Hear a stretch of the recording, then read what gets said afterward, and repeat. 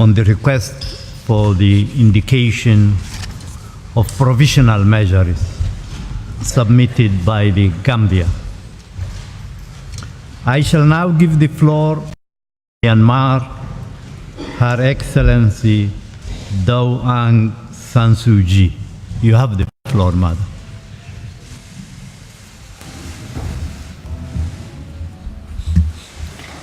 Thank you, Mr. President and members of the Court.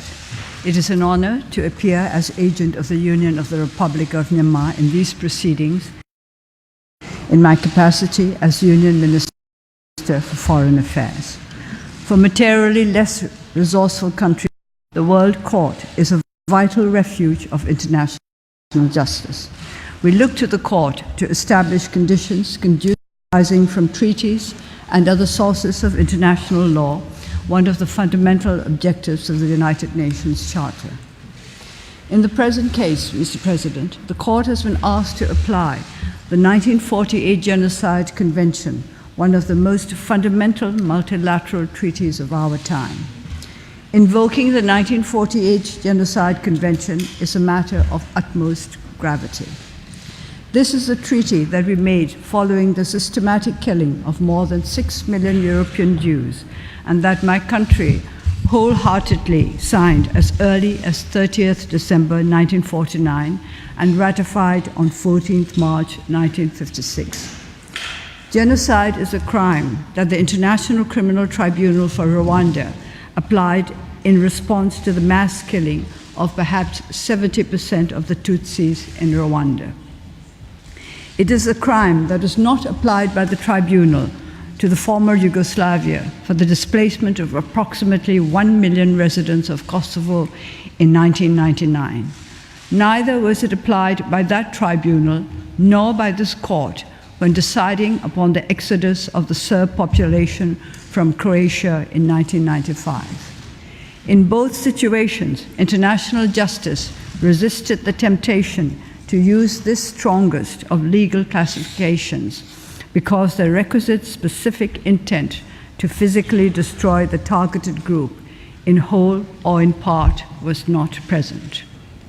Regrettably, the Gambia has placed before the court an incomplete and misleading factual picture of the situation in Rakhine State in Myanmar.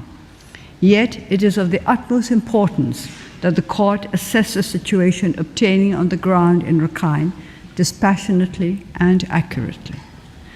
The situation in Rakhine is complex and not easy to fathom, but one thing surely touches all of us equally: the sufferings of the many innocent people whose lives were torn apart as a consequence of the armed conflicts of 2016 and 2017, in particular, those who have had to flee their homes and are now living in camps in Cox's Bazar. Mr. President and members of the court, the troubles of Rakhine State and its population, whatever their background, go back into past centuries and have been particularly severe over the past few years. Currently, an internal armed conflict is going on there between the Arakan army, an organized Buddhist armed group with more than 5,000 fighters, and the regular Myanmar Defense Services. None of the speakers yesterday made any reference to this. The Arakan army seeks autonomy or independence for Rakhine, or Arakan as it was called, finding inspiration in the memory of the historic kingdom of Arakan. This conflict has led to the displacement of thousands of civilians in Rakhine. Standard security restrictions, such as curfew and checkpoints, are in place at present in the conflict zone and affect the situation of civilians there, regardless of their background. Mr. President, on 9th October 2016, approximately 400 fighters of the Arakan Rohingya Salvation Army, known as ARSA, launched simultaneous attacks on 3 police posts in Maundor and Rathidown townships in northern Rakhine, near the border with Bangladesh. ARSA claims responsibility for these attacks, which led to the death of 9 police officers, more than 100 dead or missing civilians, and the theft of 68 guns and more than 10,000 rounds of ammunition. This was the start of an internal armed conflict between ARSA and Myanmar's defense services, which lasted until late 2017. The selective factual propositions contained in the Gambia's application actually concerned this conflict. In the months following the 9th October 2016 attacks, ARSA grew in strength in the Maundo, Budidao, and Rotheidao townships in northern Rakhine. It resorted to threats and intimidation against local villagers in order to gain support and allegiance, executing suspected informers. According to, among others, the International Crisis Group, ARSA received weapons and explosives training from Afghan and Pakistani militants. In the early morning of 25th August 2017, several thousand ARSA fighters launched coordinated attacks on more than 30 police posts and villages and an army base in North Rakhine.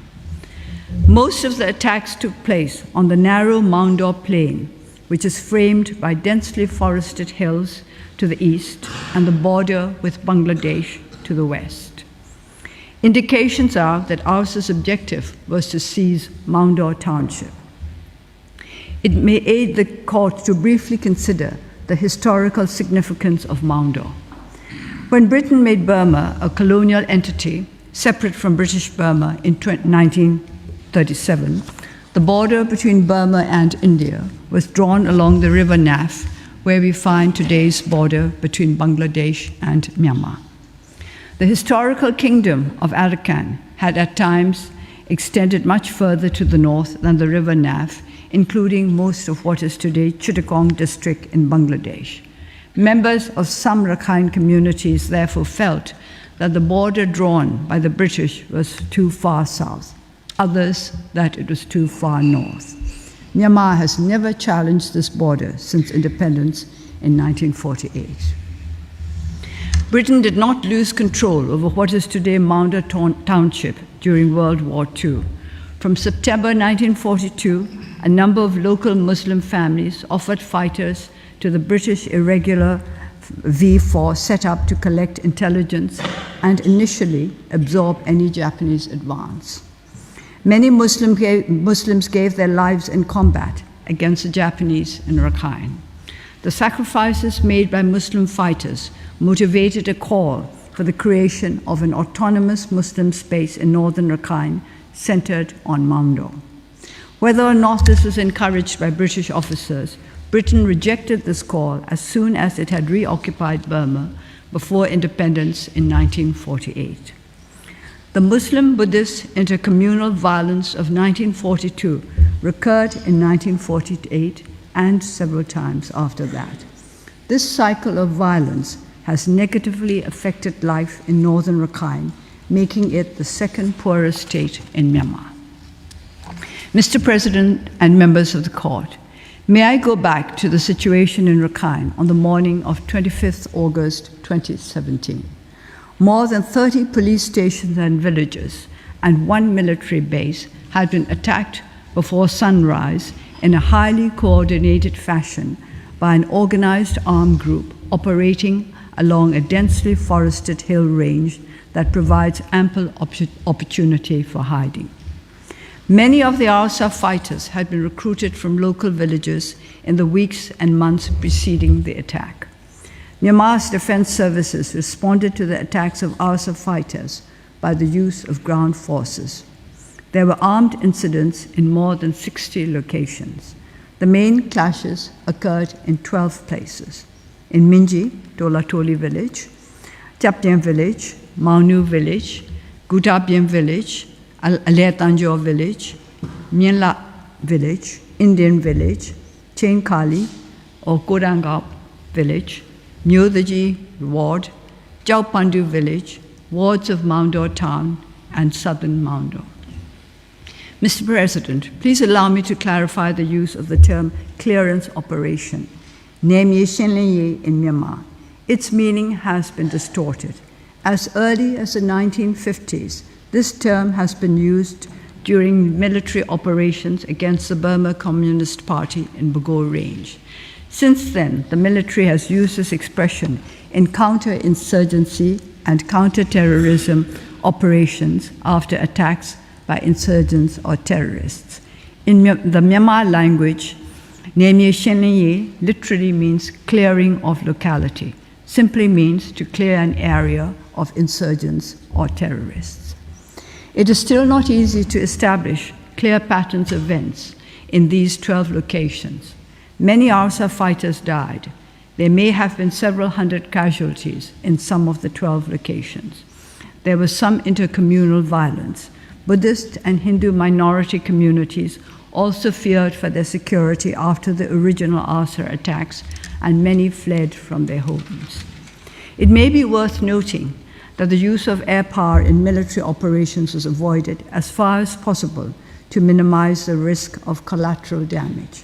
However, in one incident, in order to extract a unit surrounded by hundreds of ARSA fighters, the use of a helicopter was required. There was shooting from the helicopter, which resulted in fatalities, which may have included non-combatants.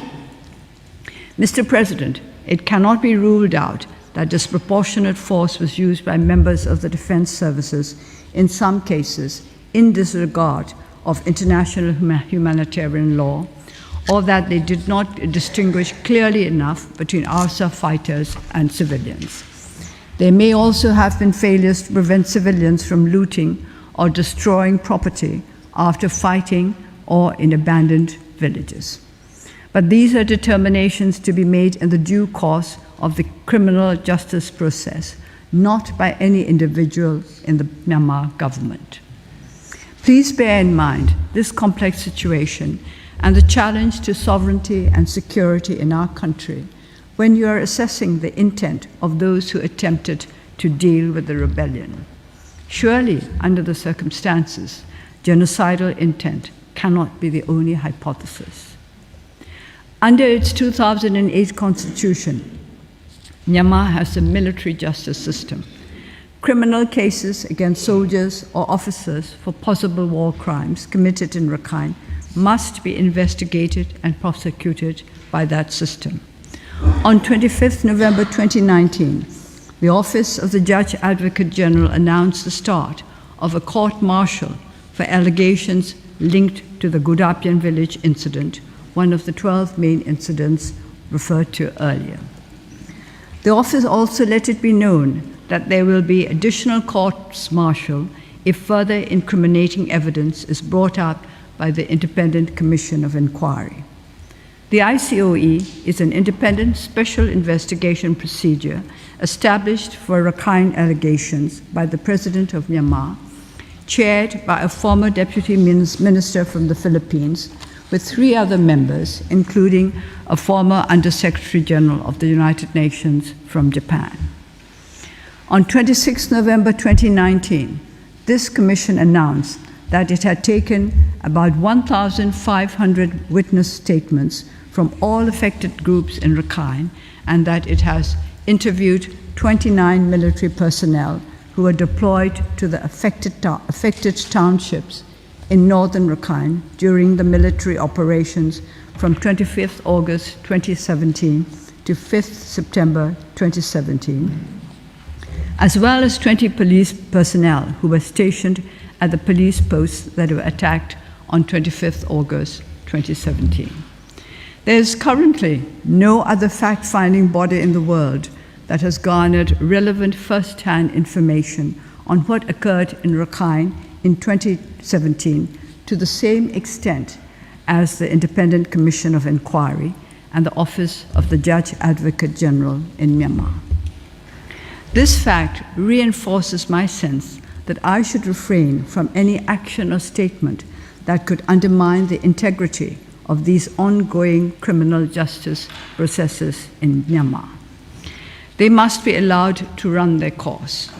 It is never easy for armed forces to recognize self-interest in accountability for their members and to implement a will to accountability through actual investigations and prosecutions. I respectfully invite the members of the court to consider for a moment the record of other countries. This is a common challenge even in resource-rich countries.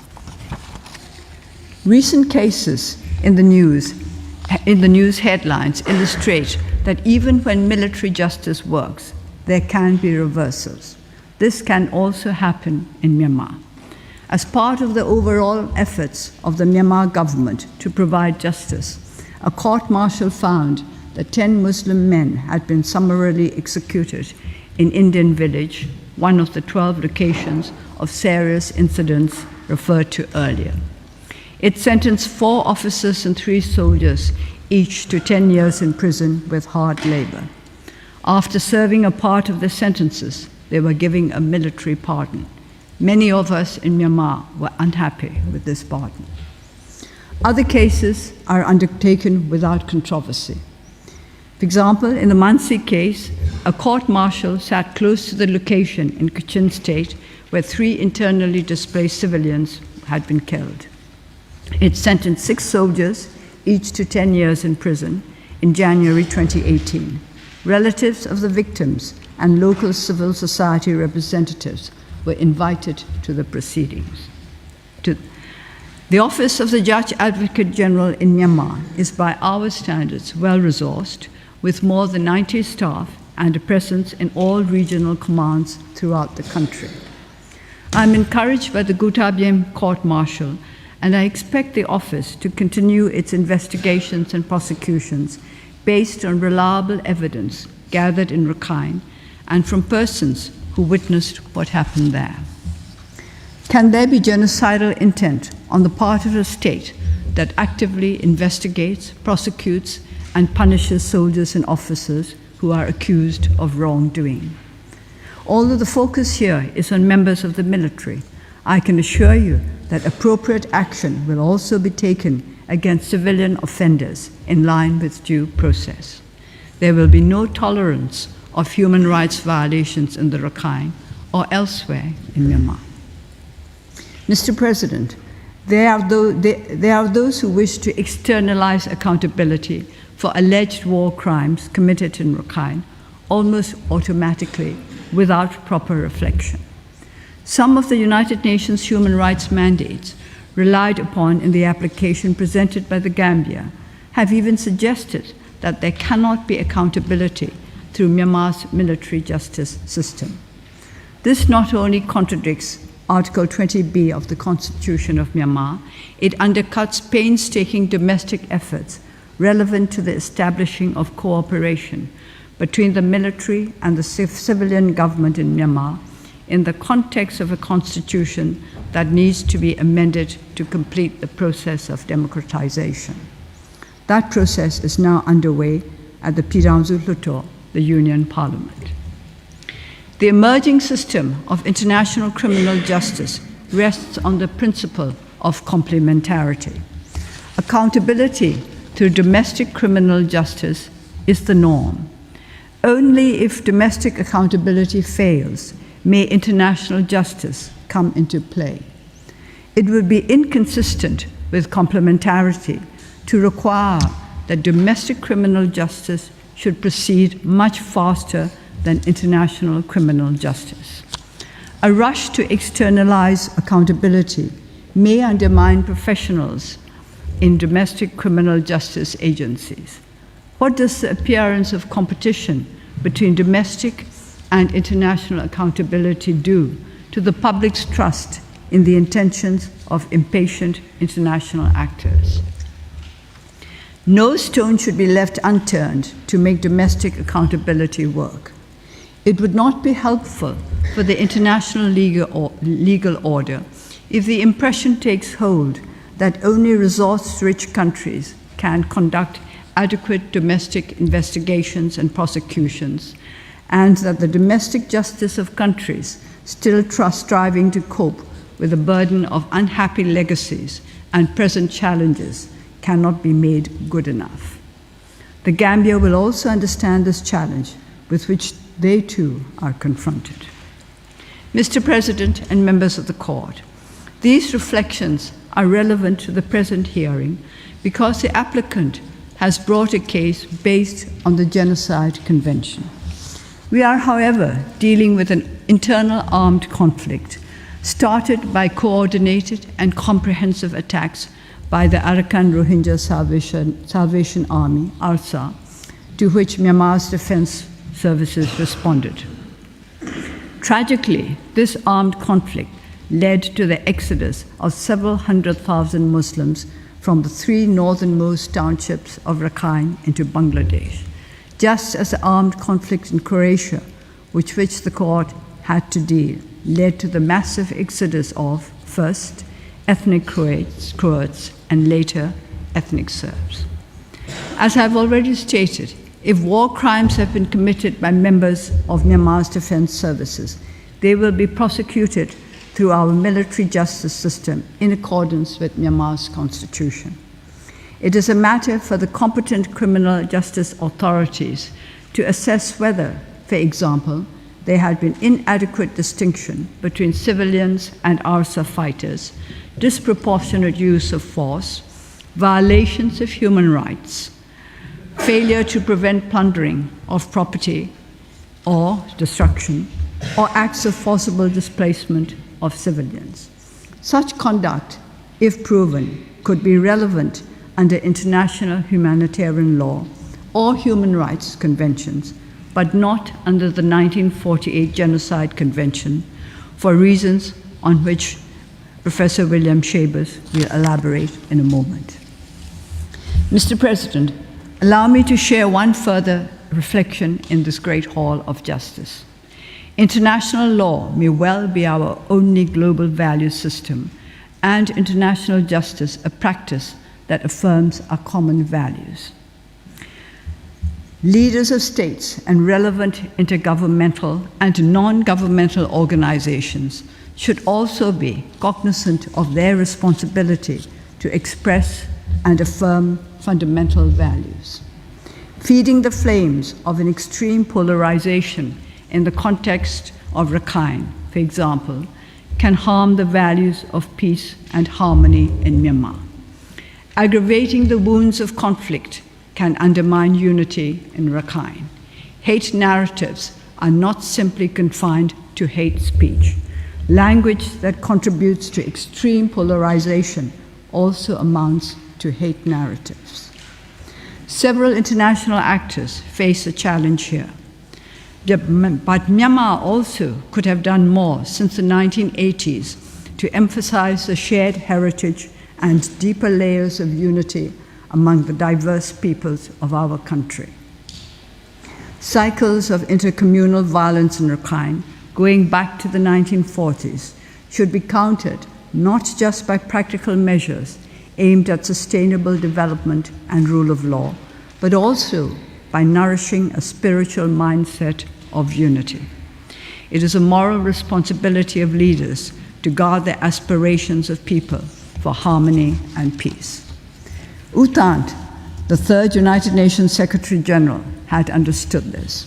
He wrote in his memoirs, View from the UN, published in 1974, "I even believe that the mark of the truly educated and imaginative person facing the 21st century is that he feels himself to be a planetary citizen."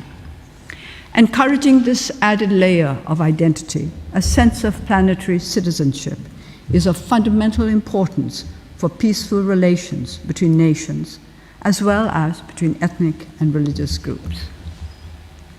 A commitment to broadening the mindset must go hand in hand with practical steps to improve lives.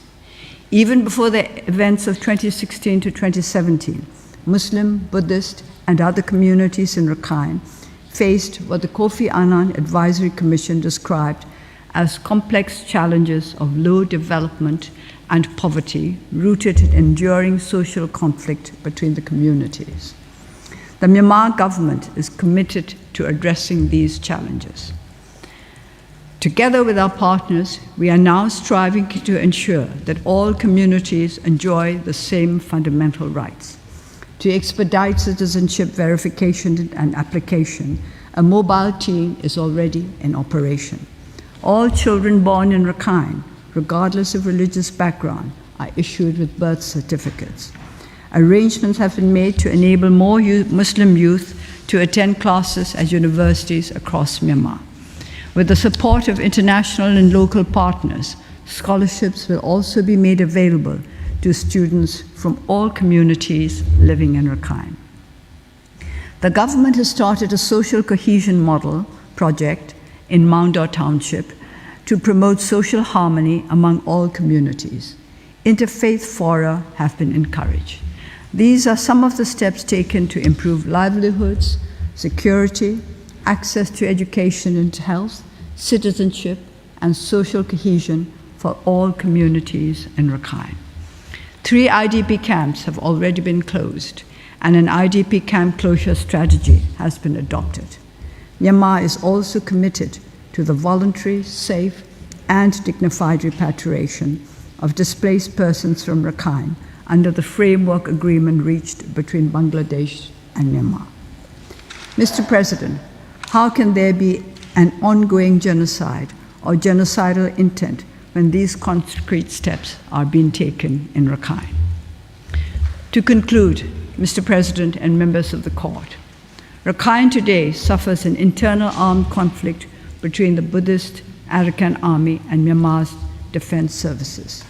Muslims are not a party to this conflict, but may, like other civilians in the conflict area, be affected by security measures that are in place.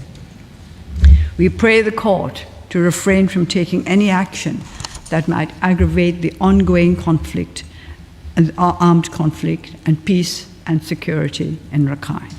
Right now, in northern Rakhine, an army base near Palewa is under attack by a group of more than 400 Arakan army fighters, and some 200 insurgents have surrounded a military column near An City in Rakhine. Since Myanmar gained independence in 1948, our people have not known the security of sustainable development that is a fruit of peace and prosperity. Our greatest challenge is to address the roots of distrust and fear, prejudice and hate that undermine the foundations of our union.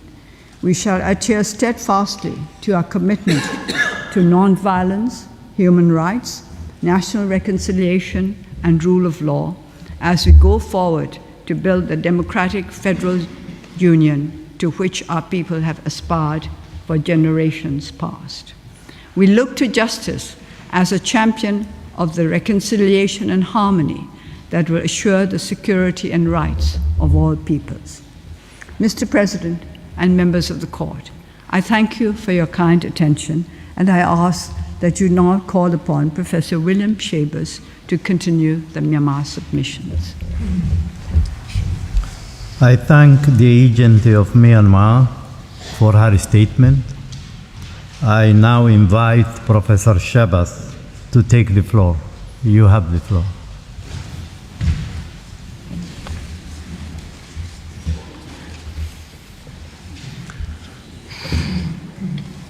Thank you very much, Mr. President. Mr. President, Your Excellencies, it's an honor to appear before the court today. Our hearing today does not concern the merits of the claim that the Gambia seeks to bring. It is confined to whether the court should indicate provisional measures. It's established case law that certain preconditions must be met if the court is to do so. My presentation will focus on the requirement of a plausible claim. I will be followed by Mr. Staker, who will speak to the requirements of prima facie jurisdiction and standing, and then by Ms. Okawa, who will complete our first round of observations by addressing the lack of real and imminent risk of irreparable prejudice to the rights in dispute. The Gambia seems to accept the plausibility test developed in the court's jurisprudence, but has misunderstood the standard applied by the court. The plausibility requirement is a necessary corollary of the mandatory nature of the court's provisional measures. For this reason, the references to provisional measures orders in 1993 may not be as helpful to the court as the Gambia suggested yesterday, given that they were adopted well prior to the court's important ruling on binding provisional measures in the Legrand case. The Gambia claims that the rights it alleges are plausible provided they are based on a mere, and I quote, possible interpretation of the Convention. Mr. Presidency, Your Excellencies, twice in the past 12 years, this Court issued judgments on the application of the Genocide Convention. It has examined in excruciating detail both the material and the psychological elements of the crime, applying well-accepted principles of interpretation, studying the travaux préparatoires, and showing due deference for specialized bodies like the International Criminal Tribunals for Rwanda and the former Yugoslavia. Interpretations of the Convention that may have been plausible in 2006, before the judgment in Bosnia and Herzegovina versus Serbia, have ceased to be plausible since then. And if there was any doubt, the Court's judgment in Croatia versus Serbia in 2015 resoundingly confirmed what it had said in 2007. Yesterday, counsel for the applicant avoided discussing the impact of these recent judgments. There were several references to the 1951 advisory opinion, but apparently none to the 2015 judgment. In discussing the interpretation of Article 2 of the 1948 Convention, rather than turn to the Court's recent pronouncements, counsel cited Raphael Lemkin's famous book published in 1944. In the sentence that was cited, Lemkin said that the focus of genocide was not on, quote, the immediate destruction of a group, but rather with destruction of the essential foundations of the life of national groups. Alas, Lemkin's original vision, which had much in common with our modern conception of crimes against humanity, did not prevail in the General Assembly in 1948 when the Convention was adopted. The drafters of the Convention settled on a much narrower view of the scope of genocide than Lemkin had contemplated in his book, and one that has since been confirmed in the case law of this Court. It was only on the basis of this narrower conception of the crime of genocide that states were willing to accept and undertake significant obligations, including the compromissory clause.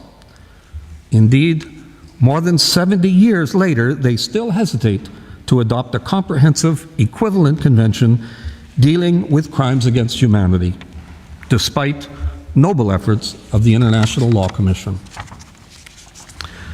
Here we are, 4 years after Croatia versus Serbia, and the Court is being asked to indicate provisional measures based upon allegations that simply cannot meet the terms of the Convention as authoritatively interpreted by the Court.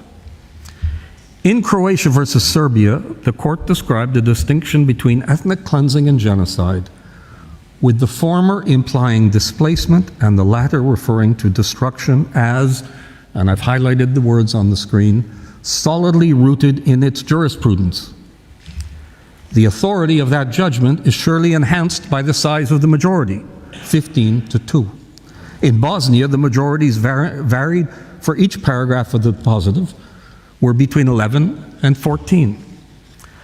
Unless the Court were now suddenly and abruptly to abandon its jurisprudence constante, the Gambia, based upon the facts alleged in the application, does not have a plausible case, a case with any possibility of success.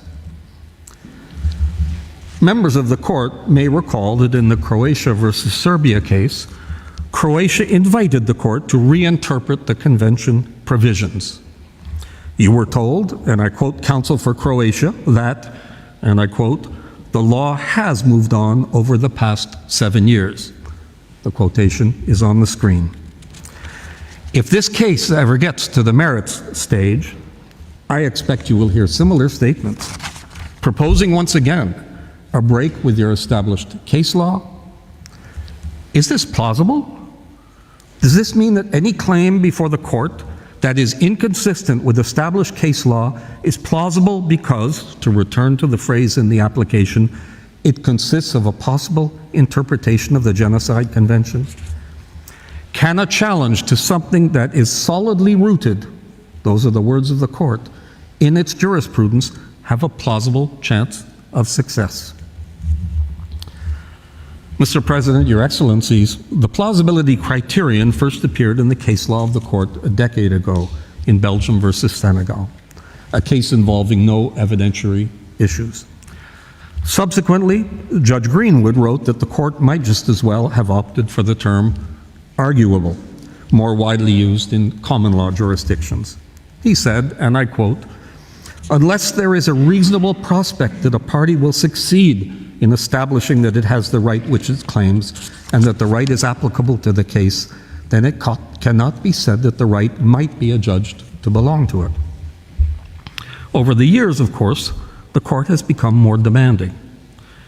In recent cases, it has held that both the legal arguments and the evidence presented must be plausible.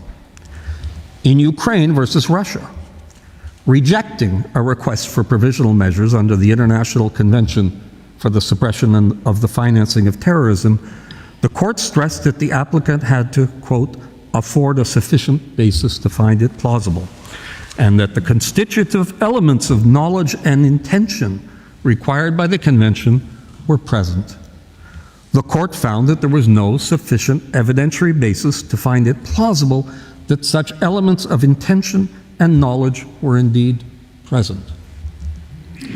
The rejection of provisional measures in Ukraine versus Russia is especially pertinent because it involved a treaty of international criminal law, a cousin of the Genocide Convention, as it were. Subjective intent and knowledge are, of course, also requirements of the Genocide Convention.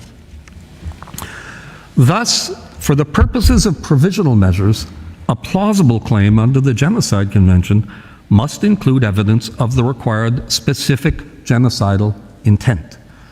For it is this subjective intent that is the critical element distinguishing genocide from other violations of international law, such as crimes against humanity and war crimes, for which, in this case, the court obviously lacks jurisdiction.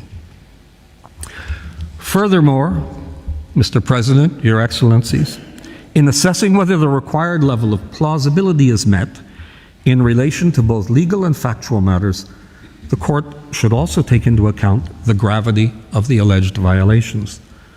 The court's well-established approach at the merits stage is that the graver the charge, the more confidence must there be in the evidence relied on. This principle must apply mutatis mutandis at the provisional measures phase, which may also result in a binding decision. Indeed, it must apply a fortiori, because the court is not able to hear full argument, with the respondent, unlike the applicant, unable to fully develop its own evidentiary base. In a case like this, involving allegations of exceptional gravity, a correspondingly stricter plausibility standard should be applied already at this phase of the proceedings. Mr. President, Your Excellencies, in Bosnia and Herzegovina versus Serbia and Croatia versus Serbia, the court did not have much difficulty concluding that some of the underlying acts listed in the paragraphs of Article 2 of the Genocide Convention had been established. I do not propose to consume any time here this morning arguing about this point. Let us assume, without making any admission for Myanmar, that a plausible case can be made for the application of at least one of the paragraphs of Article 2 of the Convention. Much time was consumed at yesterday's hearing with the recital of what we can all read in the reports of the fact-finding mission, and this despite your reminder, Mr. President, of Practice Direction 11. The hard part, and it was on this that both the applications and the counterclaim floundered in the two genocide cases decided recently by this court, is the mental element. And on this point, the applicant has had little to say other than the mistaken assumption that a pattern of conduct is enough to constitute a plausible claim. The United Nations fact-finding mission, upon which the application relies so heavily, frequently refers to the inference of genocidal intent. The theory seems to be that certain types of acts, taken individually or as a whole, tip the balance in favor of a conclusion that they were committed with genocidal intent. With respect, that's not what this court said in the Bosnia and in the Croatia cases. The real test, and the court has repeated it on several occasions, is not that genocidal intent be a possible inference. Let me use the language of provisional measures. It's not that genocidal intent should be a plausible inference. The court has said it is necessary, quote, that this is the only inference that could reasonably be drawn from the acts in question. Addressing the counterclaim in Croatia versus Serbia, the court said that for a pattern of conduct, that is to say, a consistent series of acts carried out over a specific period of time, to be accepted as evidence of genocidal intent, I've highlighted the words on the screen, it would have to be such that it could only point to the existence of such intent. That is to say, that it can only reasonably be understood as reflecting that intent. In declaring that genocidal intent must be the only inference that can reasonably be drawn from the acts in question, this court has brought great clarity to the law. Instead of focusing on whether genocidal intent is plausible, it looks in the other direction. Is there another explanation? There's an enormous amount of unproductive speculation about genocide. It's often prefaced with phrases like, if certain things were proven, it might even be genocide. And indeed, given the prevalence in the world of today of racial and religious discrimination, of apartheid-like policies, and of persecution of ethnic minorities, indigenous peoples, migrant workers, and refugees, in many countries and conflicts, there is no shortage of acts that may fit within the paragraphs of Article 2 of the Convention and about which it can be said, if certain things were established, this might amount to genocide. By insisting that genocidal intent, if based on a pattern of conduct, be the only reasonable inference, the court has developed an effective, realistic, and workable approach to the Genocide Convention. Regrettably, there are too many commentators, political figures, and campaigners who either misunderstand the court's approach or prefer to ignore it. They cherry-pick paragraphs out of its two great judgments, yet fail to grasp the most fundamental principle. Where genocidal intent is premised on a pattern of conduct, it must be the only inference that could reasonably be drawn from the acts in question. This is as essential to the provisional measures stage as it is to any eventual determination of the merits. In the context of a provisional measures application based upon Article 9 of the Genocide Convention, the test must be whether it is plausible that genocidal intent is the only inference that can be drawn. In other words, unless it is plausible that another reasonable explanation of the intent for the acts can be excluded, the application must fail. That's a very different test to the one proposed by the applicant, which is whether genocidal intent is one plausible explanation. The applicant, as well as the fact-finding mission upon which the application relies, fail entirely to address the issue of alternative explanations for the intent element. And yet all they had to do was to read your Bosnia and Croatia decisions in order to know that this was required. The genocidal intent is often described with the terms specific intent or dolus specialis. We find pronouncements about the specific intent, sometimes the formulation is special intent, in the earliest judgments based upon the provisions of the Genocide Convention, going right back to the Eichmann case, the two judgments of the tribunals in Israel, and the judgment of the trial chamber of the International Criminal Tribunal for Rwanda in Akayesu. In fact, the term specific intent, or dolus specialis, was employed in domestic criminal law long before international criminal law had even come into existence. In ordinary criminal law, as a general rule, crimes of specific intent also contain or are underlain by offenses that do not require the specific intent. For example, the crime of planned and premeditated murder generally contains a kind of included offense of intentional homicide or murder, and negligent homicide or manslaughter, where the assessment of intent is based upon inferences drawn from a pattern of conduct rather than upon direct evidence of planning and premeditation. A person will never be convicted of planned and premeditated murder if there is an alternative explanation for that person's mental element.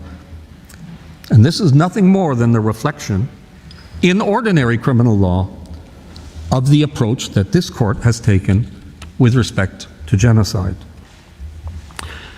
Myanmar submits that the information in the application and in the materials invoked in its support, essentially the reports of the fact-finding mission, provide ample evidence to indicate alternative inferences, alternative explanations for the alleged conduct other than it is the product of genocidal intent. Should the court agree that there is ample support for an alternative explanation, then it cannot but conclude that the application has no reasonable chance of success on the merits. Not a 50% chance, not a 25% chance, no chance. If there's a reasonable alternative explanation for the intent behind the alleged acts, then the application simply cannot succeed.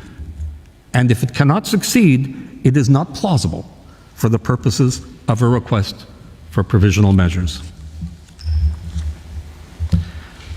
Mr. President, Your Excellencies, in both the Bosnia and Croatia cases, the court was assisted immensely by the work of the two ad hoc tribunals. Although more limited, there is some activity at the International Criminal Court that may be of help here to the International Court of Justice. It manifests the drawing of an alternative inference other than genocidal intent for the alleged conduct of Myanmar.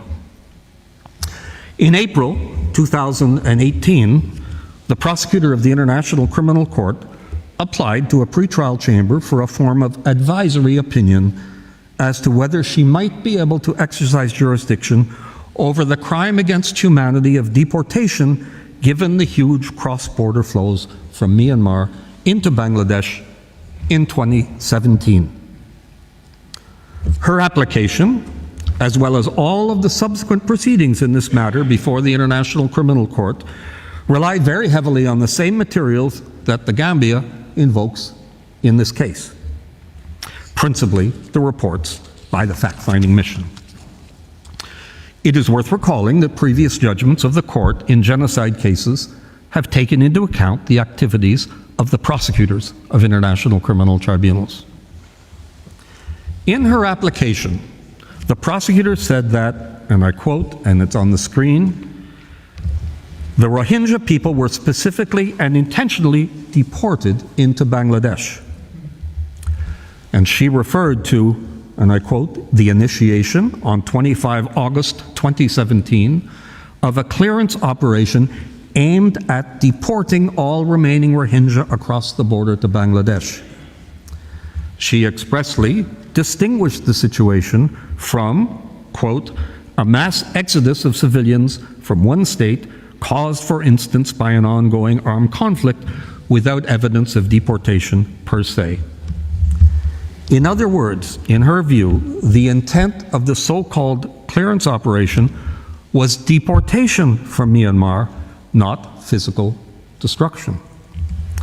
And it cannot have been otherwise, Mr. President, Your Excellencies, because the Rome Statute requires that crimes be committed with intent and knowledge. And crimes against humanity must constitute an attack directed against any civilian population that takes place pursuant to or in furtherance of a state or organizational policy. In proceeding with prosecutions for deportation, for the crime against humanity of deportation, the prosecutor is confirming her own view that the massive flows of persons to Bangladesh were not only intended by those who are responsible, but that they are also pursuant to or in furtherance of a state or organizational policy. Let me make it clear that in discussing the work of the International Criminal Court, both the prosecutor and the pretrial chamber, I intend no admission or acknowledgement. But to the extent that this serious and authoritative body provides an alternative explanation, the genocide hypothesis necessarily fails. Only a few days after the application in the present case was filed, a pretrial chamber of the International Criminal Court authorized the prosecutor to proceed with an investigation.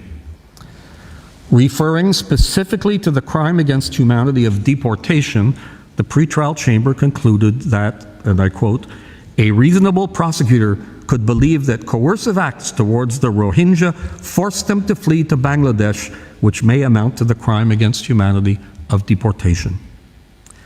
The pretrial chamber was confirming that an alternative inference for the massive population flows in late 2017 is deportation, carried out with the intent to deport and pursuant to a state or organizational policy. Now, this court has confirmed that the forced displacement of a population, even if proved, would not in itself constitute the actus reus of genocide.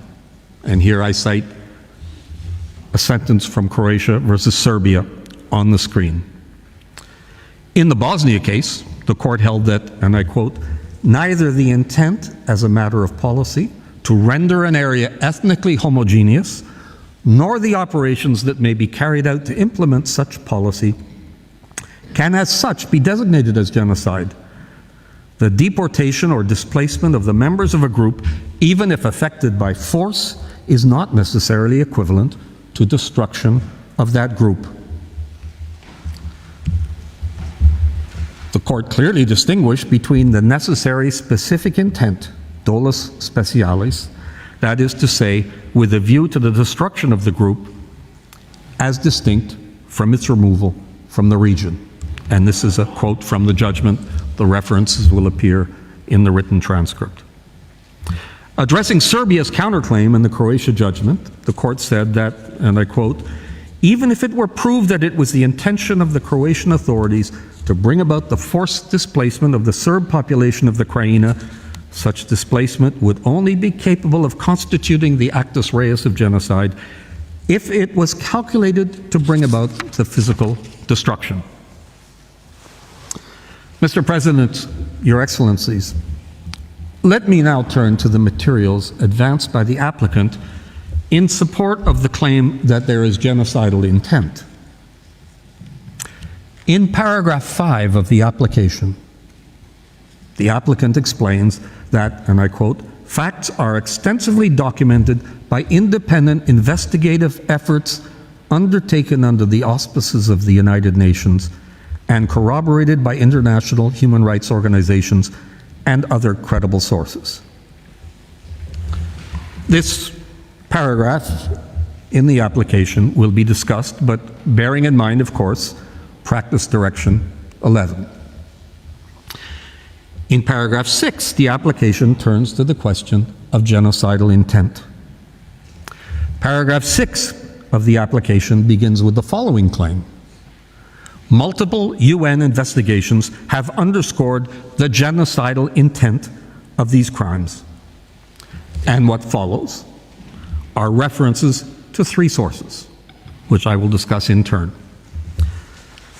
The first is to the Special Rapporteur on the situation of human rights in Myanmar, Ms. Yang-hee Lee. The application explains that she, quote, "carried out extensive fact-finding," close quote, and in a report to the Human Rights Council in March 2018 stated, quote, "I am becoming more convinced that the crimes committed bear the hallmarks of genocide." The application also cites a news item from Reuters dated January 2019, where she is quoted saying that the Commander-in-Chief of Myanmar's military and other responsible individuals should be held accountable for genocide in Rakhine. The news report also said that her interview, quote, "marked the first time Lee has publicly called for the army chief to be prosecuted for genocide," close quote. She never made such statements in any of her reports to the United Nations. Indeed, in various submissions, she never mentioned the term genocide other than in a general formulation about how certain acts, quote, may amount to genocide, crimes against humanity, and war crimes. In her 2019 report to the Human Rights Council, she didn't even use the word genocide at all. And when she spoke to the Third Committee of the General Assembly in October of this year, the only reference she made to genocide was observing that the Gambia was considering commencing proceedings before the International Court of Justice. In all of her writings, the Special Rapporteur provides no explanation for her employment of the phrase hallmarks of genocide. She offers nothing whatsoever to suggest that she understands the legal issues relating to its use or that she appreciates the paramount significance of genocidal intent. Ms. Lee is a developmental psychologist, not an international lawyer. When the applicant says in paragraph 6 that multiple UN investigations have underscored the genocidal intent of these crimes, describing the remarks of the Special Rapporteur, I submit, should not be taken into account by this court. They do not underscore the genocidal intent. They refer to genocide, not genocidal intent, and they constitute an opinion whose rationale is not explained, nothing more. The second example of genocidal intent is a statement in March 2018 by the UN Special Advisor on the Prevention of Genocide. Speaking of the intent, he says it was, quote, possibly, even to destroy the Rohingya as such, which, if proven, would constitute the crime of genocide. A year later, he issued a statement concerning Myanmar that spoke of, quote, conduct that could possibly amount to the crime of genocide. I draw your attention to Mr. Dieng's cautious use of the word possibly. In other statements on Rakhine State, Mr. Dieng used the formulation atrocity crimes and not genocide.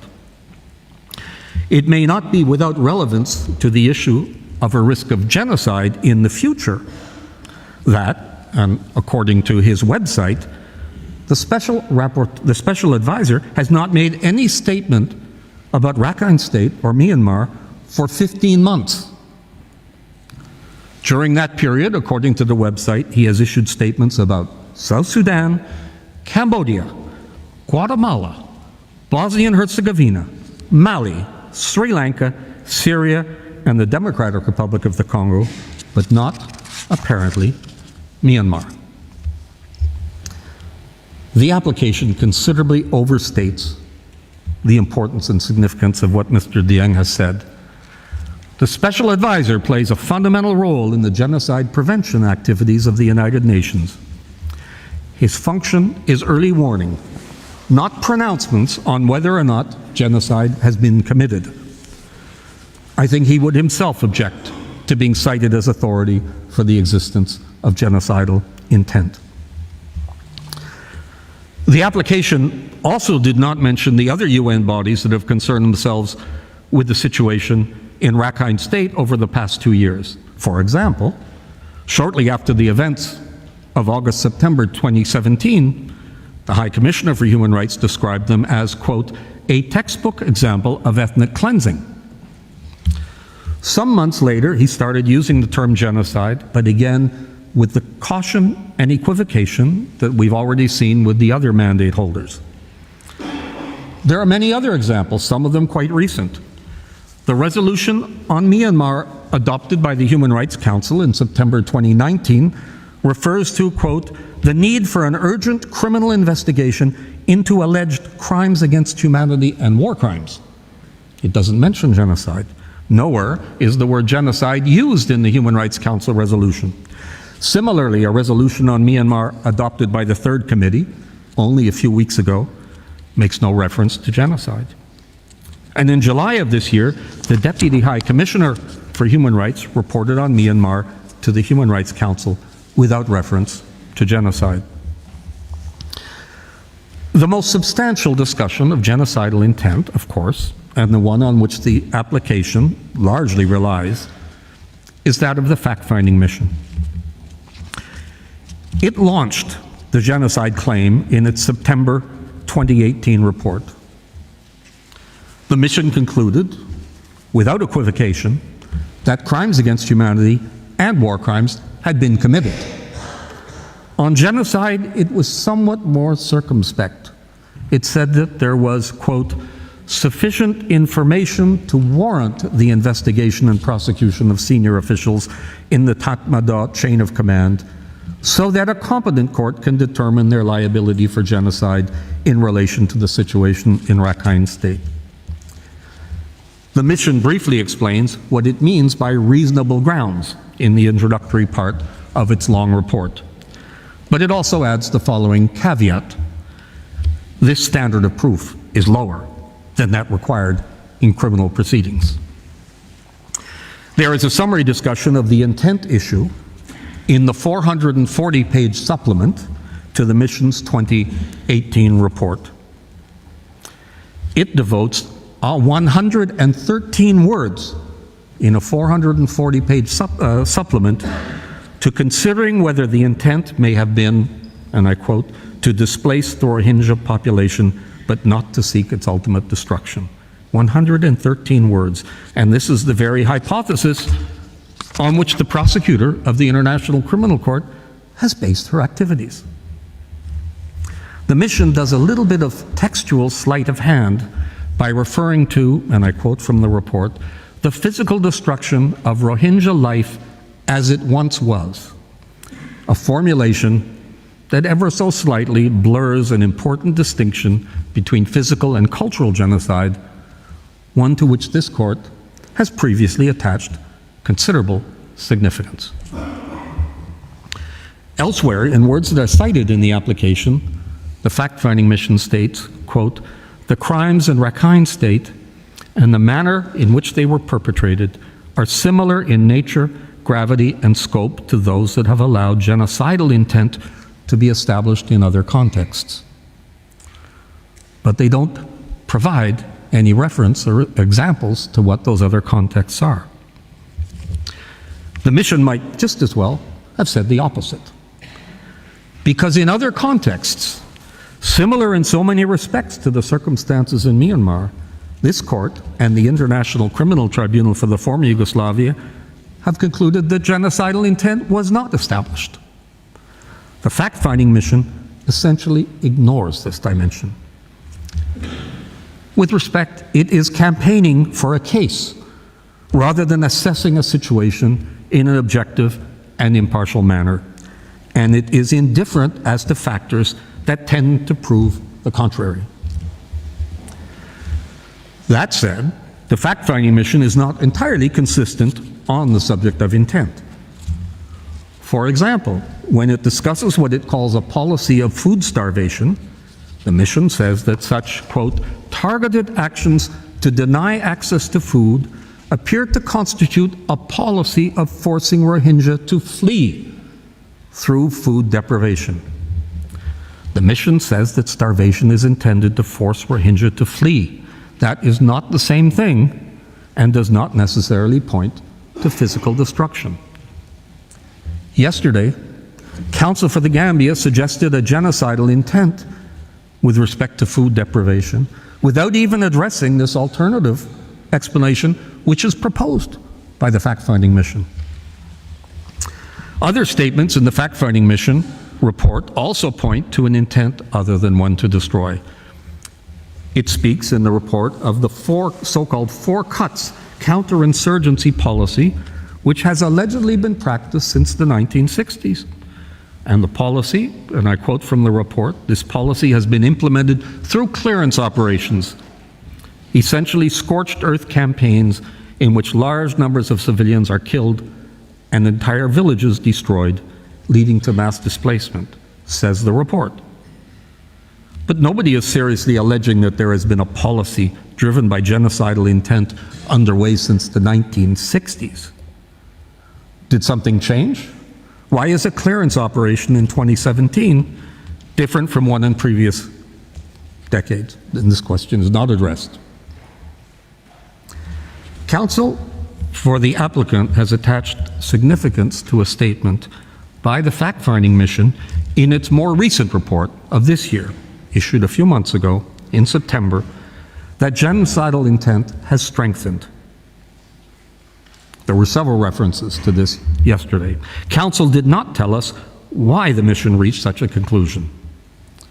And I can explain why Council didn't mention it.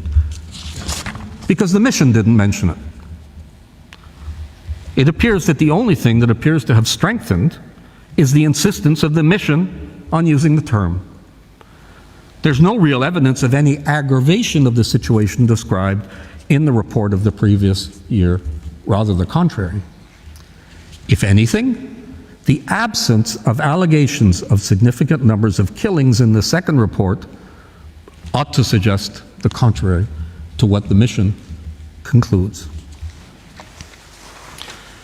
Mr. President, Your Excellencies, the fact-finding missions of the United Nations, I was the chairman of one of them, play a hugely important role in the protection and promotion of human rights. The same can be said of the Special Rapporteurs and the Special Advisor on the Prevention of Genocide. These comments are not meant to denigrate their work, but only to show how very limited their contribution can be to the issues that are before this court, especially when they go beyond their mandate of genuine fact-finding and begin to speculate on the elements of international crimes. The fact-finding mission's mandate from the Human Rights Council was, quote, to establish the facts and circumstances, close quote, not to make legal findings. Its determination, couched in phrases like, quote, reasonable grounds, quote, and sufficient information, when the issue is genocidal intent, cannot be of help here. Most importantly, the validity of the opinion of the fact-finding mission about genocidal intent is undermined by its failure to consider in any substantive manner the issue of alternative explanations. Although the fact-finding mission's reports may contain valuable factual information, it is suggested that its legal determination should simply be disregarded by the court because of its flawed approach. Mr. President, Your Excellencies, without the three sources invoked by the applicant as authority for the existence of genocidal intent, the application is devoid of any support for the existence of genocidal intent, beyond the implication that the court infer the existence of genocidal intent from a pattern of conduct, an approach that it has rejected more than once. This is familiar territory for the court because it's not different in any meaningful way from what it heard from counsel during the Bosnia and the Croatia cases. There are some other striking omissions in the application. Nowhere does the application specify the number of deaths, the total number of deaths, and compare this with the size of the population that was allegedly attacked and that crossed the border into Bangladesh. Of course, the application attaches considerable importance to the quantitative aspect, to numbers, because on several occasions, the court is told how many buildings were destroyed. The court is also informed of the number of villages that were destroyed, totally or partially. And yesterday, counsel for the applicant told us of many hundreds of deaths in 3 villages, totaling a little more than 1,000. It tried to present this as a kind of representative sample, explaining that there was 1 village taken from each of the 3 townships. But in fact, these were 3 of the 4 worst cases described in the fact-finding mission report. But no total is proposed, either in the application or in yesterday's submissions. Perhaps this is the first court proceeding anywhere involving the Genocide Convention where the total number of victims was not volunteered by the applicant. Information on this point can be found in the lengthy annex to the report of the fact-finding mission, where we are told that there were an estimated 10,000 deaths, with 725,000 refugees who fled to Bangladesh and 600,000 who remained in Myanmar. The application by the prosecutor of the International Criminal Court also alleges the killing of up to 10,000 Rohingya and I quote, the deportation of over 700 Rohingya into Bangladesh. Is it possible, Mr. President, Your Excellencies, that the applicant neglected to provide the court with allegations and evidence of the estimated total number of deaths because it sees this as weakening its claim that the intent was physical destruction of the group? If this case ever goes to the merits, Myanmar will produce evidence challenging the figure of 10,000 as an exaggeration. Any estimate, moreover, of the number of killings ought also to provide some indication of the number of combatant deaths and those attributable to the Arakan Rohingya Salvation Army. The fact-finding mission, moreover, provides numerous aerial photographs, yet nowhere does it point to any evidence of mass graves. Whatever the number, every death is tragic.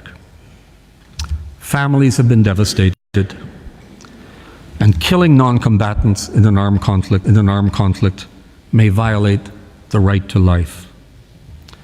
But 10,000, a population of well over 1 million, might suggest something other than an intent to physically destroy the group. This inconvenient fact is not addressed by the fact-finding mission.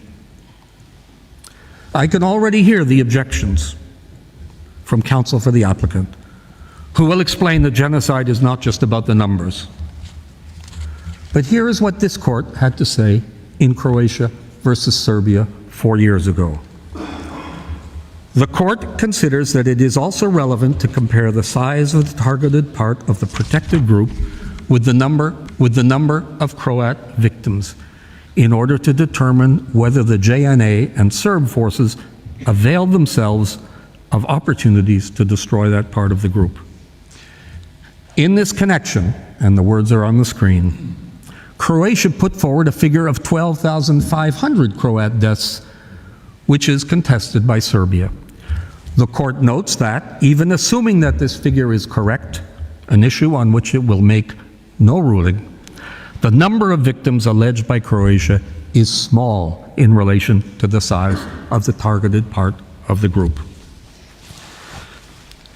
The court concluded that, quote, Croatia has not established that the only reasonable inference that can be drawn from the pattern of conduct it relied upon was the intent to destroy, in whole or in part, the Croat group.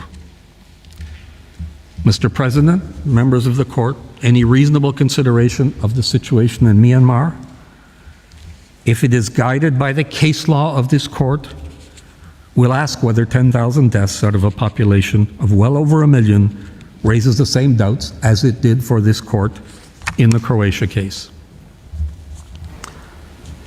Now, numbers are important in other respects. The fact-finding mission referred to the 600,000 Rohingya who stayed behind. It said in the detailed findings to the 2019 report, the more recent one, and I quote, the mission found that movement restrictions applied to the Rohingya in a discriminatory and arbitrary manner touch almost every aspect of the lives of the 600,000 Rohingya remaining in Rakhine State, affecting basic economic, social, and cultural rights, including their ability to sustain themselves, obtain an education, seek medical assistance, or even pray and congregate. This is a claim of human rights violations, of persecution, but not of destruction. Had there been a genocidal plan afoot, one would expect a more sinister fate. I think the same allegedly confined to displacement camps, reportedly numbering well over 100,000, who have been in the camps for 7 years. And the mission, the fact-finding mission, said that, quote, insecurity levels in camps are high and many displaced persons have a sense of despair for the future. It's said that the adverse conditions in these camps, quote, in extreme cases led to preventable deaths, close quote. A comment that stands out because the report does not seem to contain any claim of intentional killing in the camps. The mission never attempts to explain why there appears to be no evidence of systematic physical destruction in the displacement camps, perhaps because this might provide a reasonable explanation that runs counter to the genocidal intent hypothesis. The similarities with the situation in Myanmar, as alleged in the application, and the findings of the court in Croatia versus Serbia are striking in other respects. In Croatia, the court found that, quote, in the present case, as emerges in particular from the findings of the ICTY, forced displacement was the instrument of a policy aimed at establishing an ethnically homogeneous Serb state. In that context, the expulsion of the Croats was brought about by the creation of a coercive atmosphere generated by the commission of acts, including some that constitute the actus reus of genocide, within the meaning of Article 2, paragraphs A and B of the Convention. These acts had an objective, namely the forced displacement of the Croats, which did not entail their physical destruction. And the final words are on the screen. The court finds that the acts committed by the JNA and Serb forces essentially had the effect of making the Croat population flee the territories concerned. It was not a question of systematically destroying that population, but of forcing it to leave the areas controlled by these armed forces. To conclude, Mr. President, Your Excellencies, the application fails utterly to address the essential issue of the specific intent to perpetrate genocide. As the court has said repeatedly in its recent case law, where proof of genocidal intent depends upon inferences drawn from a pattern of conduct, other explanations for the mental element of the crime must be excluded. The application and the oral submissions by counsel do not even speak to this essential point. For that reason alone, the request for provisional measures should be rejected. Mr. President, Your Excellencies, that concludes my observations. I would ask, Mr. President, if you would be kind enough to give the floor to my colleague, Mr. Staker, although perhaps it's the right moment to take a break. I thank Professor Shebas for his statement. Before I give the floor to the next speaker, the court will observe a coffee break of 10 minutes. The sitting is adjourned.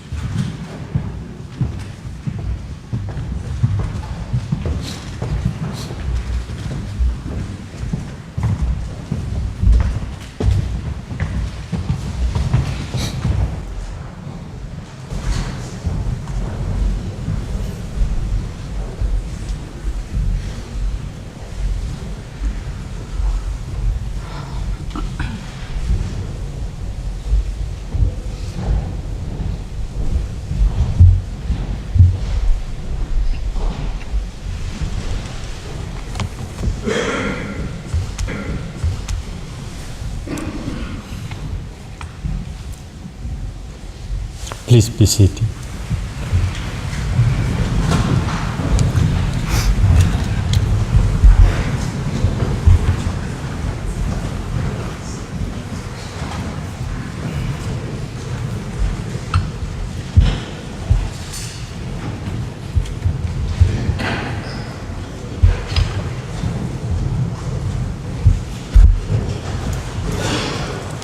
The sitting is resuming.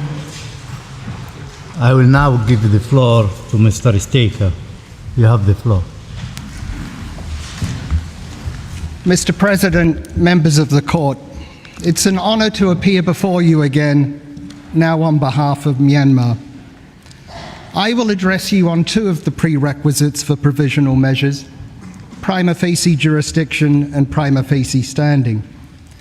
But I begin with some background facts pertinent to both issues, taken from publicly available documents contained in the Judges folder under Section 3, tabs 3.1 to 3.17.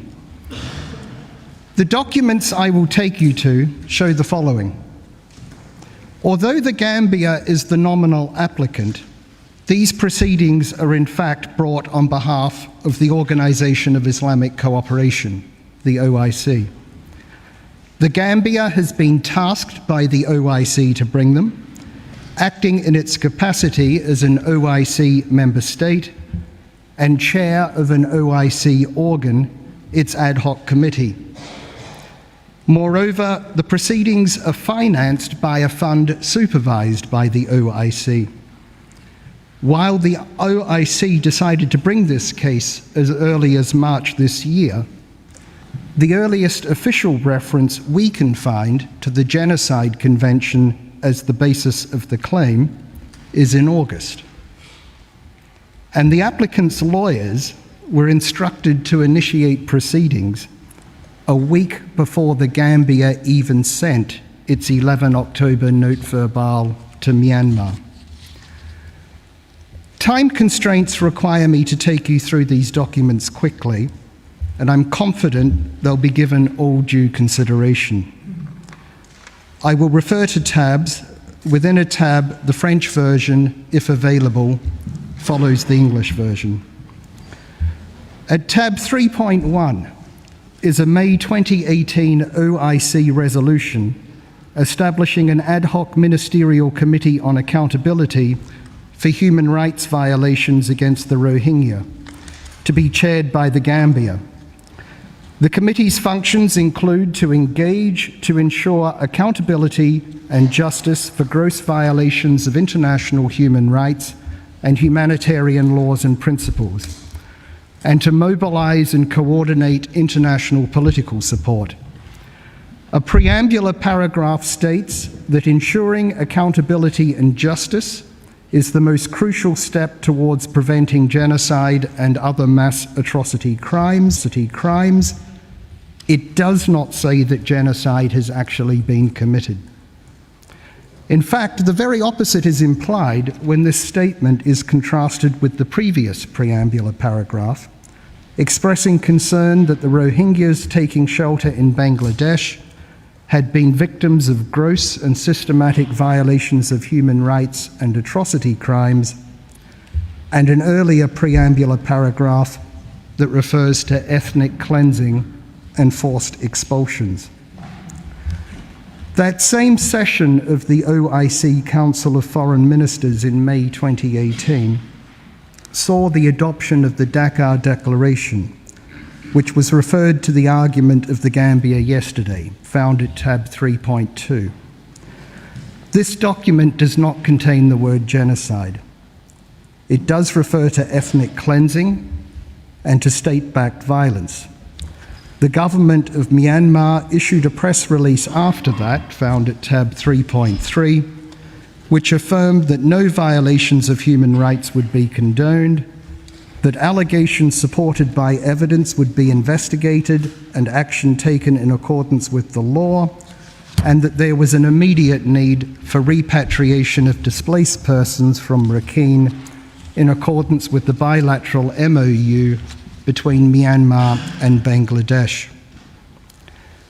On 25 September 2018, the President of the Gambia made a statement in the General Assembly, relied on an oral argument yesterday, in which he referred to terrible crimes against the Rohingya Muslims, but made no mention of the Genocide Convention or of genocide at all.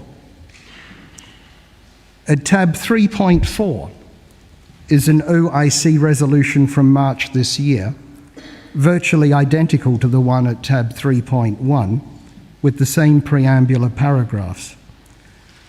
Then at tab 3.5 is another resolution adopted at the same session, in which member states decide to endorse the committee's plan of action to engage in international legal measures to fulfill the ad hoc committee's mandate and to call upon member states to contribute voluntarily to the budget of the plan of action. Contrary to what was suggested in oral argument yesterday, this resolution contains no specific reference to the International Court of Justice, but a media article at tab 3.6 states that at this OIC session there was a, quote, major diplomatic breakthrough in that a resolution was adopted, quote, to move the International Court of Justice for establishing the legal rights of Rohingya Muslims, end of quote. According to this report, the Bangladesh Foreign Ministry announced that the resolution to pursue a case in this court came after a long series of negotiations. An official press release at tab 3.7 then states that on 30 May, the Bangladesh Foreign Minister appreciated the Gambia-led initiative taking legal recourse to establish Rohingya rights and address their justice question at the International Court of Justice against Myanmar. There's no mention of the legal basis of the claim. At tab 3.8 is the 31 May final communique of the 14th Islamic Summit Conference, affirming support for using all international legal instruments to hold accountable the perpetrators of crimes against the Rohingya and urging the ad hoc ministerial committee to launch the case at the International Court of Justice on behalf of the OIC.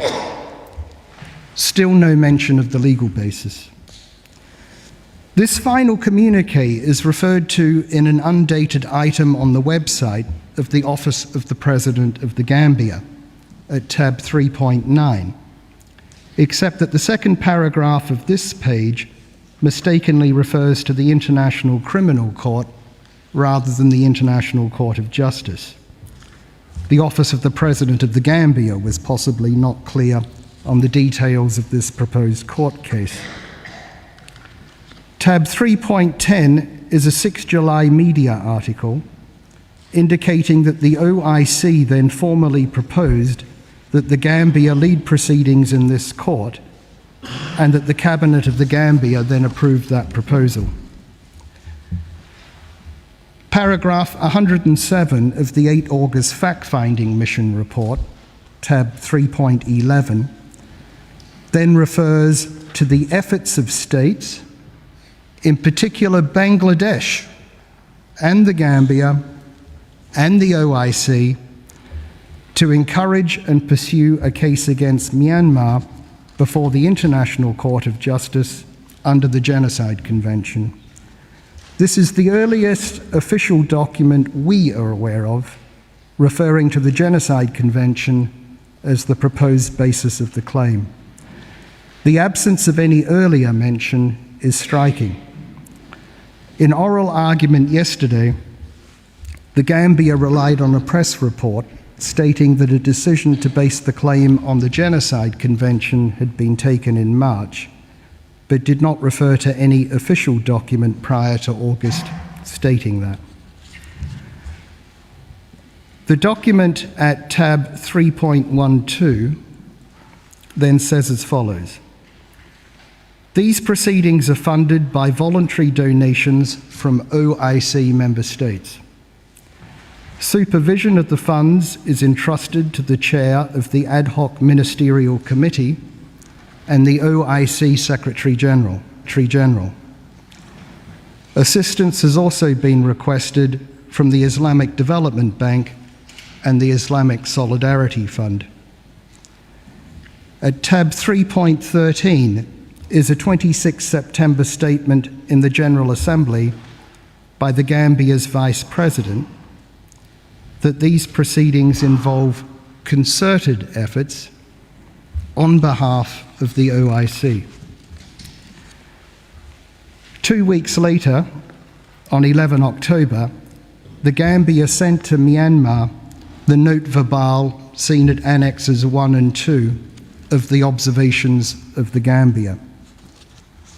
Tab 3.14 is an internet article reporting a statement of the Gambia's Attorney General, now its agent, that lawyers were instructed to bring these proceedings on 4 October.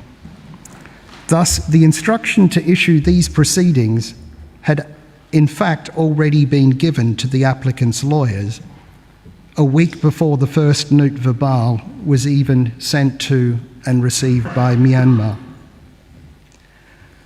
Tab 3.15 is an 11 November item on the website of the law firm representing the Gambia, confirming that the OIC appointed the Gambia, an OIC member, to bring this case on its behalf. Tab 3.16 is an article from the Jakarta Post on 19 November, an example of media confirming that this case is brought on behalf of the OIC. At tab 3.17, the OIC confirms on 24 November that these proceedings have indeed been brought by the Republic of the Gambia as chair of the OIC Ad Hoc Ministerial Committee, and that the Gambia has been tasked with submitting the case to the ICJ following a decision by the OIC heads of state. And I note that on 12 November, after this case had already been introduced, Myanmar sent the note verbal found at Annexes 3 and 4 of the Observations of the Gambia, to which the Gambia's response is at Annexes 5 and 6 of the Gambia's Observations. Mr. President, members of the Court, it is unprecedented for a state to invoke the Court's contentious jurisdiction as the proxy for an international organization. The actual season of the Court was performed by the Gambia as chair of the OIC Ad Hoc Ministerial Committee as an organ of the OIC, not in its capacity as a contracting party to the Genocide Convention. While the Gambia is said to be leading this OIC initiative, it is unknown who else is controlling it. It is unknown which states have donated what to the voluntary fund, or whether the donors are even confined to states. This is a circumvention of the limitations of Article 34 of the statute. Only states may be parties in cases before the court. An international organization without even a mandate to seek an advisory opinion from the court is seeking to circumvent that restriction by nominating a state to act as its substitute and bring a contentious case.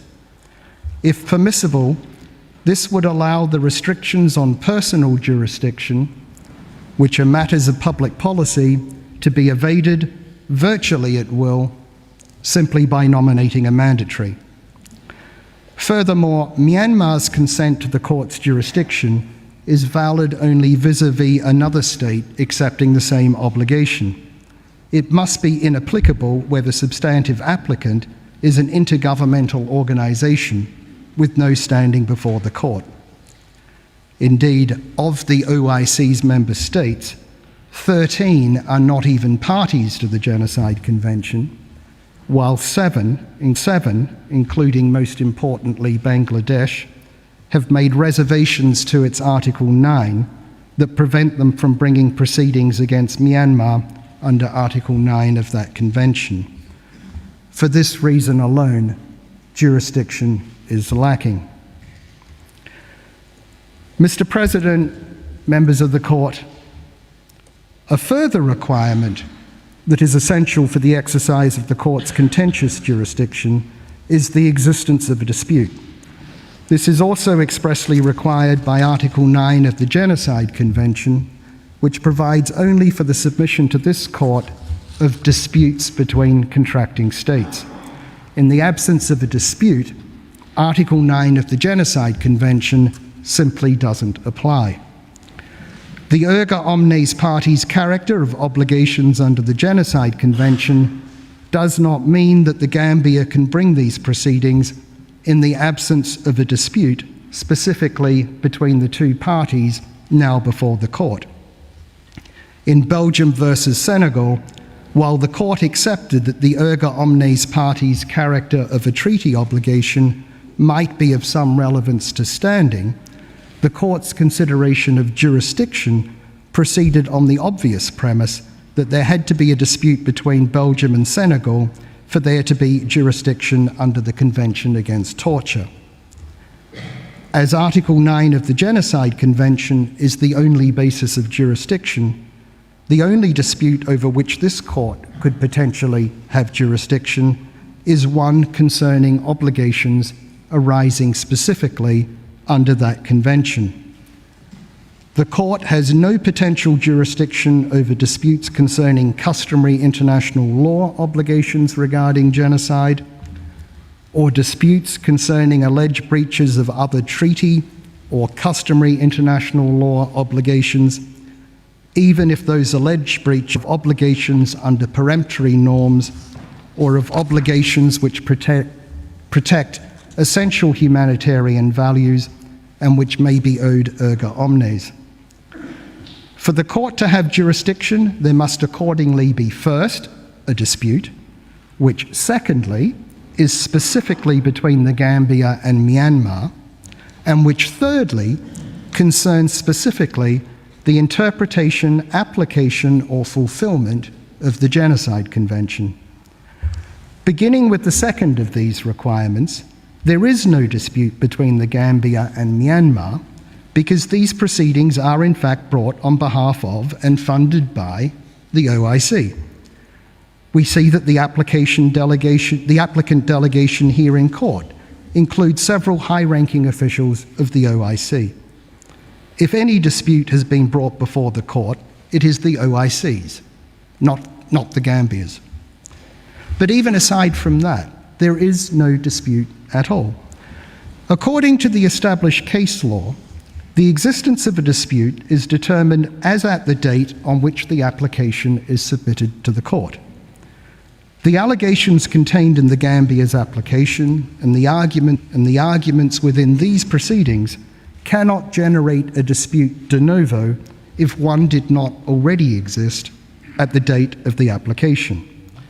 For a dispute to exist, it must be shown that the claim of one party is positively opposed by the other, and that the two sides hold clearly opposite views concerning the question of the performance or non-performance of certain international obligations. The Gambia relies on several matters to establish the existence of a dispute. First, the Gambia relies on various OIC documents. These clearly do not give rise to a relevant dispute between the Gambia and Myanmar. They contain no positive statement that Myanmar is in breach of its obligations under the Genocide Convention. Indeed, as I've explained, the preamble to two OIC resolutions implies the opposite. In any event, this court has affirmed that a state's vote on a resolution of an international organization is not of itself indicative of that state's position on each proposition within the resolution, let alone of the existence of a legal dispute with another state regarding one of those propositions. Furthermore, Myanmar is not a member of the OIC, and there's nothing to indicate that Myanmar was put on notice of all of its resolutions. Secondly, the Gambia relies on reports of the fact-finding mission. However, statements in reports of the fact-finding mission do not constitute claims by the Gambia or the OIC or its member states. Statements by the fact-finding mission do not put Myanmar on notice of what particular claims those states and the OIC might be intending to make in court proceedings. Thirdly, the general statement by the Vice President of the Gambia that the Gambia is ready to lead concerted efforts to bring this case does not even mention the Genocide Convention. Similarly, the statement by Myanmar's Union Minister for the Office of the State Councillor does not mention the Genocide Convention. In short, these documents do not amount to allegations against Myanmar of violations of the Genocide Convention and are not otherwise sufficient on a justiciable dispute between the parties. There is then the 11 October note verbal. The Gambia's case is that because Myanmar failed to respond to it within a month, by 11 November, a dispute between the parties concerning the matters set out in that document had suddenly arisen. However, the existence of a dispute can be inferred from a failure to respond to a claim only in circumstances where a response is called for and where an acceptable time for any response has expired. This note verbal did not call for a response. It contained only a sweepingly general claim that Myanmar had responsibility for the ongoing genocide against Myanmar's Rohingya population. It contained no particulars. It does not specify which particular facts are relied on in support of the assertion of that responsibility. It does not specify which provisions of the Convention are claimed to have been violated by which facts. It provides no particulars of the facts that are alleged to constitute Myanmar's refusal to acknowledge and remedy its responsibility. It refers only in the most general way to the reports and findings of the fact-finding mission and to OIC resolutions, but specifies only one of each, and generically to obligations under the Genocide Convention, customary international law, and human rights covenants. It does not make any particular legal or factual claim that could be positively opposed by Myanmar. It merely states a legal conclusion that there's an ongoing genocide for which Myanmar is responsible without stating any claim that is said to justify that conclusion. It cannot be sufficient for there to be a dispute under Article 9 of the Genocide Convention that the applicant has referred the respondent to a report of an international organisation or an NGO or anyone else suggesting that the latter is in breach of its obligations under that convention and that the latter has not responded. A failure to respond to the note verbal therefore could not give rise to a dispute. However, even if it could,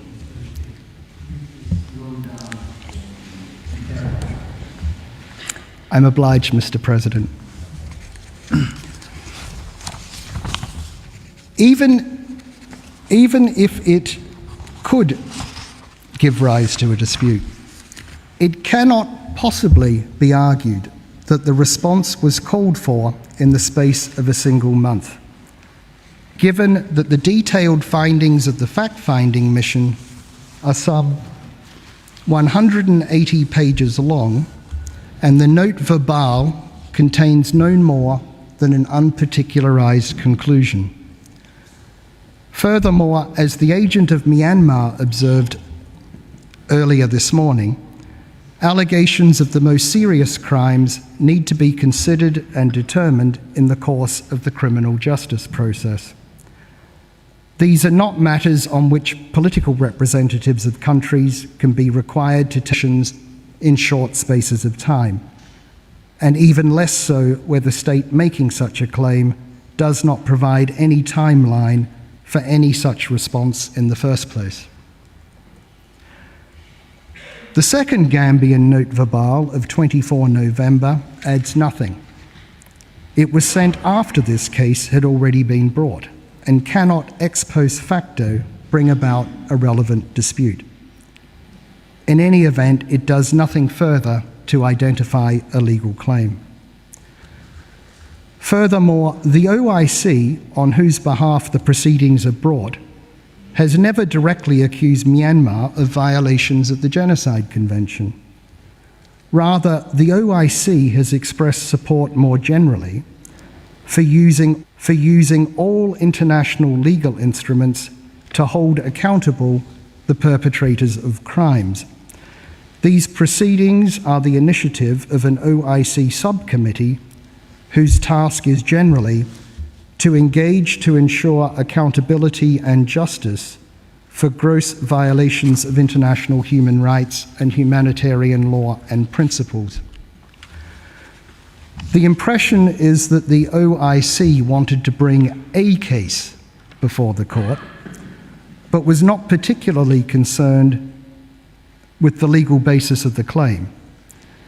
That Article 9 of the Genocide Convention was simply identified at some point by someone as a vehicle for invoking the court's jurisdiction, and that the OIC would have been equally prepared to use any other treaty it could identify for that purpose. If the Gambia had a genuine dispute with Myanmar concerning the interpretation, application, or fulfillment of the Genocide Convention, why did it not give notice of this claim to Myanmar in March, when a decision to bring these proceedings was made?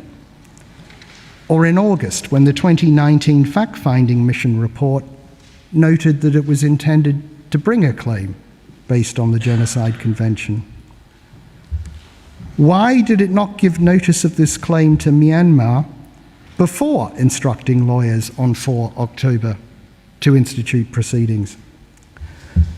The inference is that the note verbale was sent as a legal formality, considered necessary to enable proceedings to be issued once all preparations for the proceedings were already in place. Mr. President, members of the court, Myanmar's position is that for all these reasons, the lack of jurisdiction is manifest, and that even at the provisional measures stage, it is clear that the proceedings should not continue further. The appropriate course would be to strike the case from the court's general list.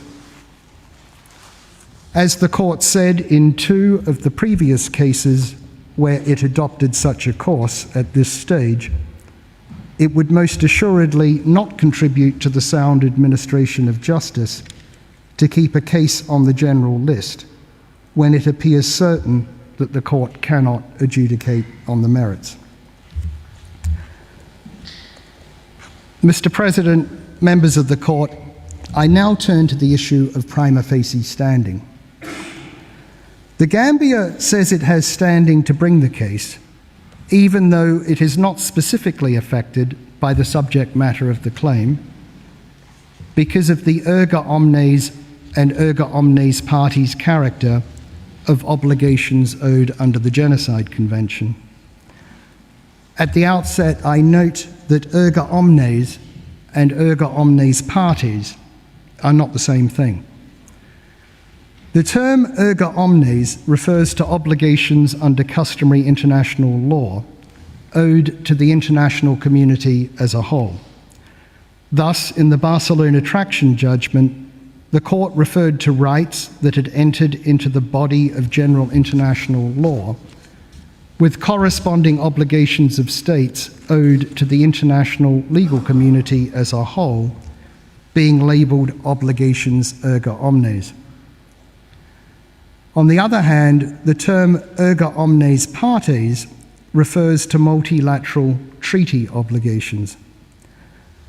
Such obligations are owed only to the community of states parties to that particular treaty.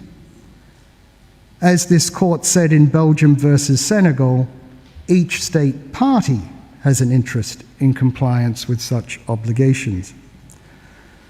Myanmar accepts that at least some obligations under the Genocide Convention are erga omnes partes.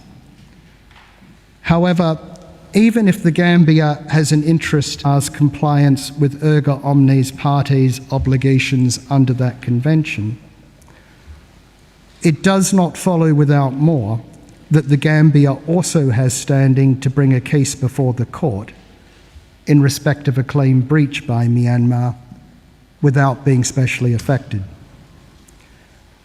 A state that is specially affected by the events, the subject matter of these proceedings, is obviously Bangladesh. However, Bangladesh could not have instituted these proceedings without the consent of Myanmar because of a reservation that it has made to Article 9 of the Genocide Convention. In fact, none of Myanmar's neighbours, with the exception of Laos, could have done so, since each of the others is either not a party to the Genocide Convention or has made a reservation that Article 9 applies either not at all or only with the consent of all parties to the dispute. If a state such as the Gambia, that is not specially affected by an alleged breach of treaty, could bring a case, in circumstances where a state that is specially affected cannot, this would represent a major inroad into fundamental principles concerning the consensual nature of this court's jurisdiction. Indeed, the implications are far wider than this. If a state not specially affected can seek enforcement of erga omnes partes obligations by bringing a claim in this court, there would be no reason why it could not seek enforcement of those obligations by other means permitted under international law, such as by taking countermeasures. Yet, in the course of its work on its draft articles on state responsibility, the International Law Commission noted, in the context of countermeasures, that even accepting the proposition on the basis of the Barcelona traction case that states at large had a legal interest in respect of violations of certain obligations, it did not necessarily follow that all states could vindicate those interests in the same way as directly injured states. A subsequent 2001 report by the then Special Rapporteur observed, in relation to the then draft article, providing that any state could take countermeasures in cases of an internationally wrongful act that constitutes a serious breach by a state of an obligation owed to the international community as a whole and essential for the protection of its fundamental interests, that the thrust of government comments is that the provision has no basis in international law and would be destabilizing. In Barcelona traction, the court did not address this specific question of standing because the case as such was not concerned with obligations erga omnes and even less with obligations erga omnes partes. It was only Judge Amun who did expressly accept the right of any state to enforce obligations erga omnes by way of bringing a case before the court, making the omission of any other judge or the judgment itself to do so significant. Moreover, in all other cases brought before the court involving the Genocide Convention, the applicant was a specially affected state, and thus the proceedings did not involve any kind of actio popularis. In the Bosnia genocide case, Judge Oda, in fact, expressed the view that while legal obligations arising under the Genocide Convention are borne in a general manner erga omnes by the contracting parties, a failure to comply with such obligations cannot be rectified by an interstate dispute before this court, while the late Roberto Argo had previously taken the same view.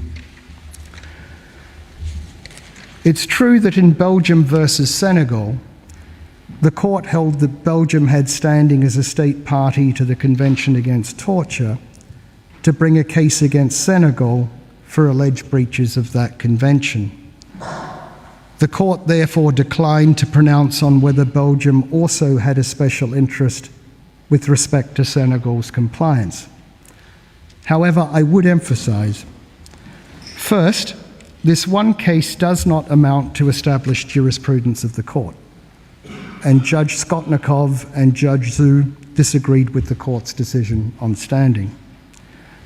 Secondly, Belgium itself did in fact claim to be an injured state under Article 42b(1) of the ILC Articles on State Responsibility. And thirdly, Belgium was indeed affected by the outcome of that case. The Convention Against Torture contained an aut dedere aut judicare obligation, and Belgium had availed itself of the specific right under Article 5 to exercise jurisdiction and to request extradition. This case was thus not a genuine actio popularis brought by a state that was individually completely unaffected by the subject matter of the claim. In contrast, the Genocide Convention contains no aut dedere aut judicare obligation, and indeed Myanmar has made a reservation to Article 6 of the Genocide Convention that prevents the courts of any other state from exercising jurisdiction over genocide allegedly committed in its territory. Ultimately, no decided case is pending for a pure actio popularis of this kind. While every state to whom an erga omnes party's obligation is owed may have an interest in compliance with that obligation and may even be entitled to invoke the claim breach in international relations, when it comes to standing to bring a claim before this court, a balance has to be achieved. Allowing a pure actio popularis would open potential floodgates, to use a hackneyed but apt expression.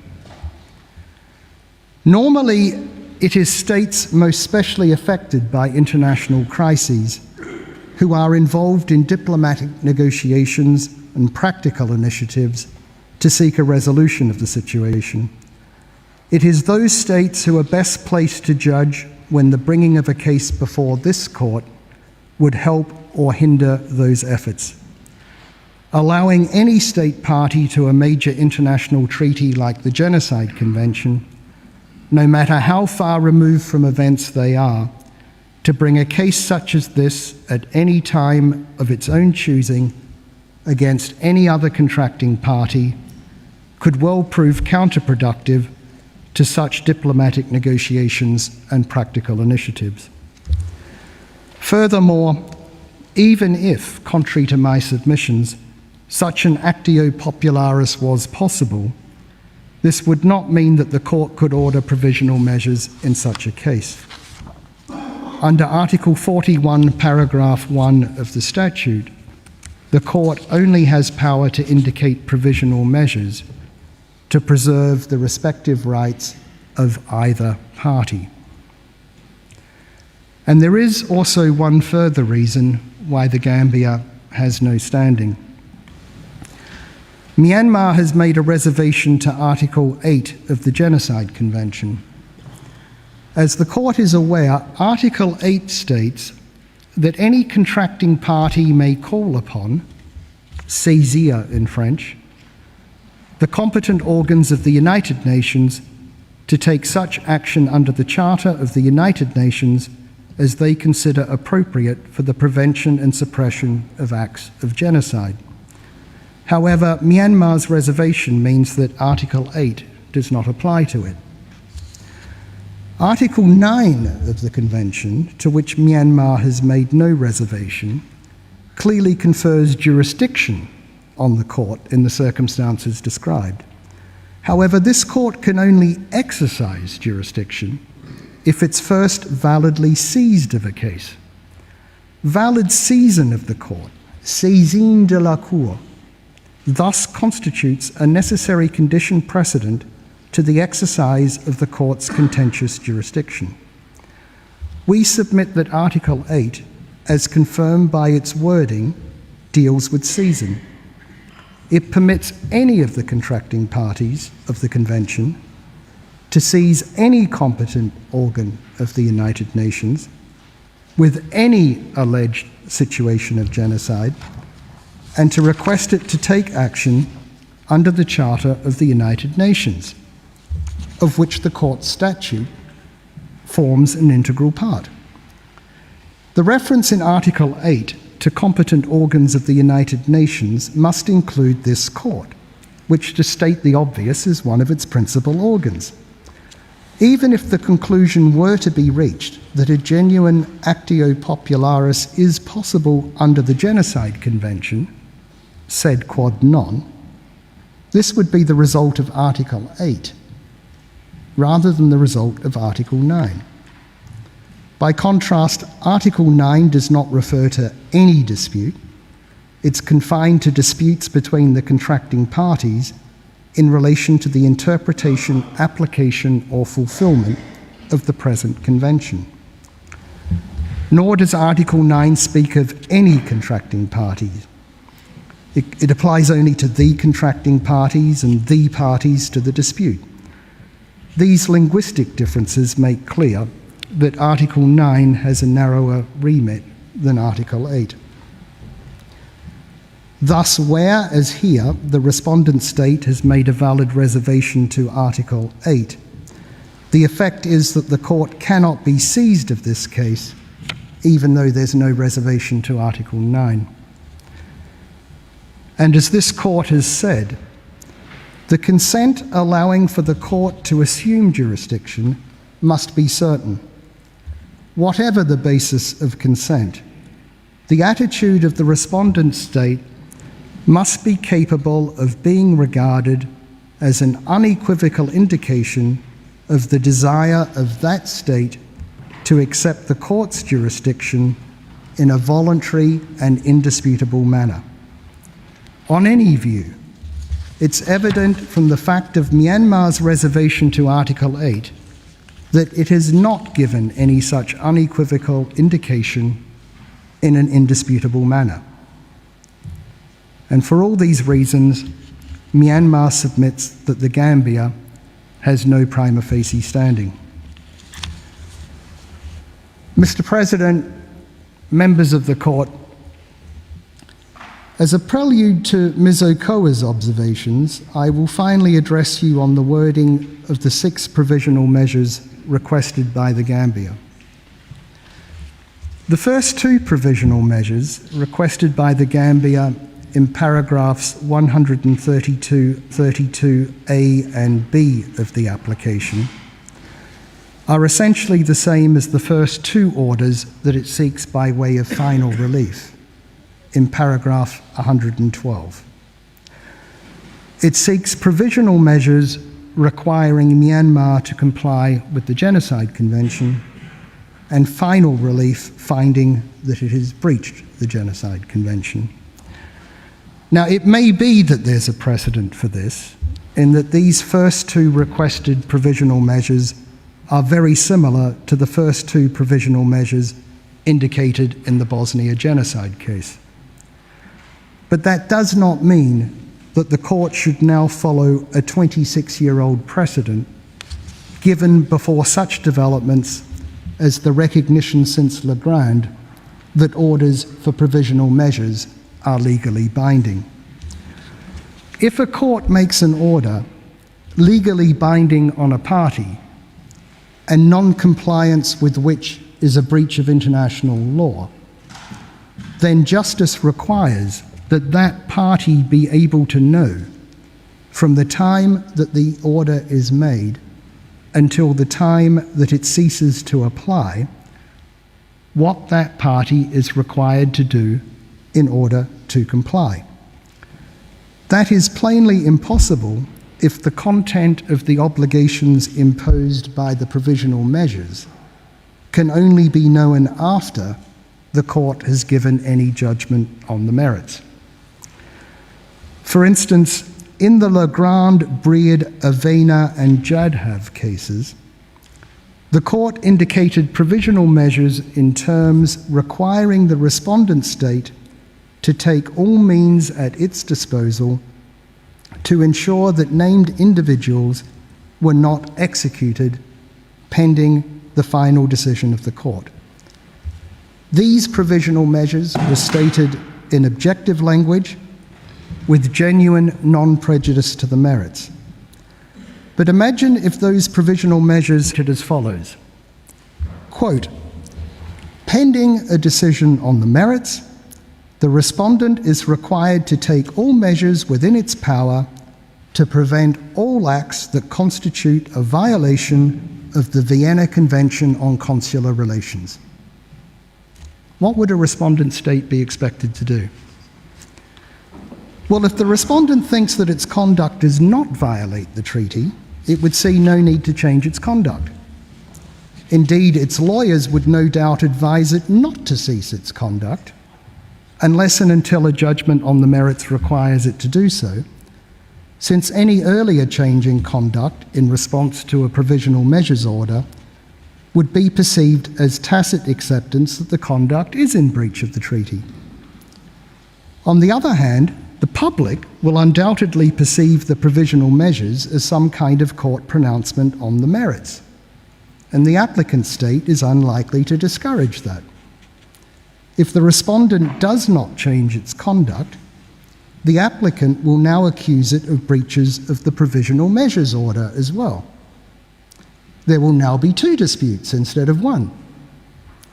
Provisional measures orders of this kind will do little to preserve the respective rights of either party or to avoid an aggravation of the dispute, which is what they're meant to do. And indeed, there's a further problem. Suppose that the court were to indicate provisional measures in the terms requested and were then to find later that it lacks jurisdiction to determine the merits. That would not prevent the Gambia from alleging that the court still has jurisdiction to determine whether or not Myanmar has violated the provisional measures order. However, to determine compliance with the provisional measures order, the court would have to determine whether Myanmar had, after the provisional measures were indicated, failed to prevent acts which amount to or contribute to the crime of genocide. In other words, in order to determine compliance with the provisional measures order, the court would need to determine the merits of the case, despite having found that it lacks jurisdiction to do so. Provisional measures in such terms serve no useful purpose.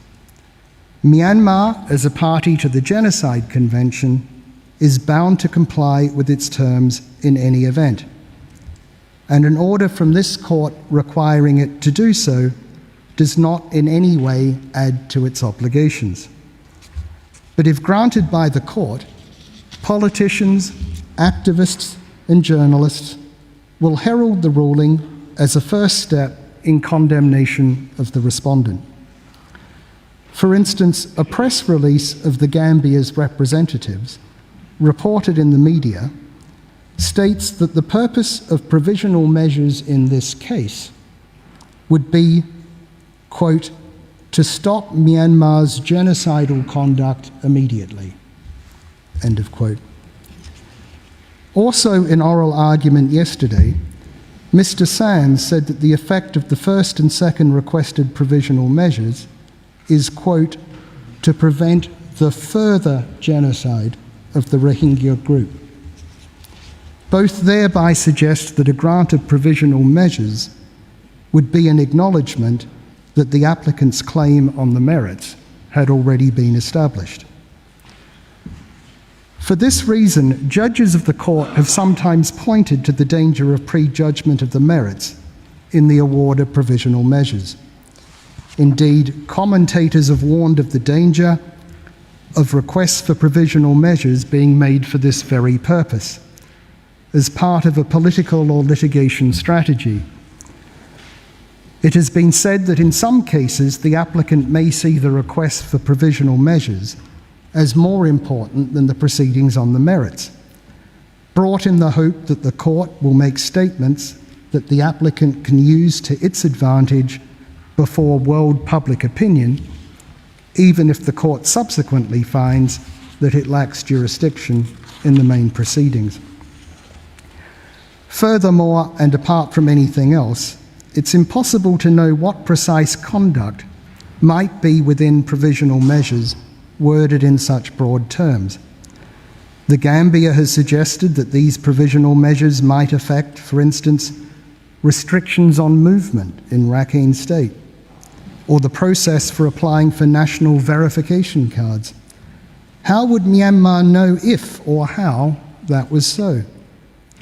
If there's currently an armed conflict in Rakhine State, will it be suggested that measures taken to deal with this are a breach of these provisional measures, if they're indicated?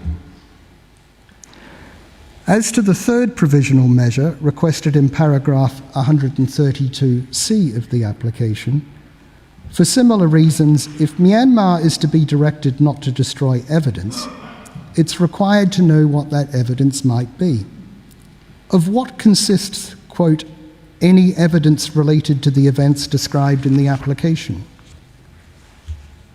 The fourth provisional measure, requested in paragraph 132D of the application, is that no action be taken which might aggravate or extend the existing dispute.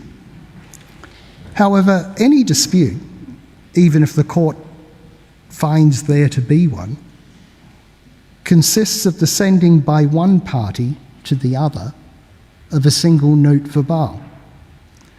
It's difficult to see that being aggravated or extended in a way requiring provisional measures. Furthermore, this kind of provisional measure is only indicated in conjunction with other concrete measures. The fifth provisional measure, requested in paragraph 132E of the application, would require both Myanmar and the Gambia to report to this court on measures taken. Such a provisional measure would be akin to the reporting obligation under, say, Article 40 of the International Covenant on Civil and Political Rights, or Article 19 of the Torture Convention. However, the Genocide Convention contains no such reporting obligation, nor any specific supervisory body.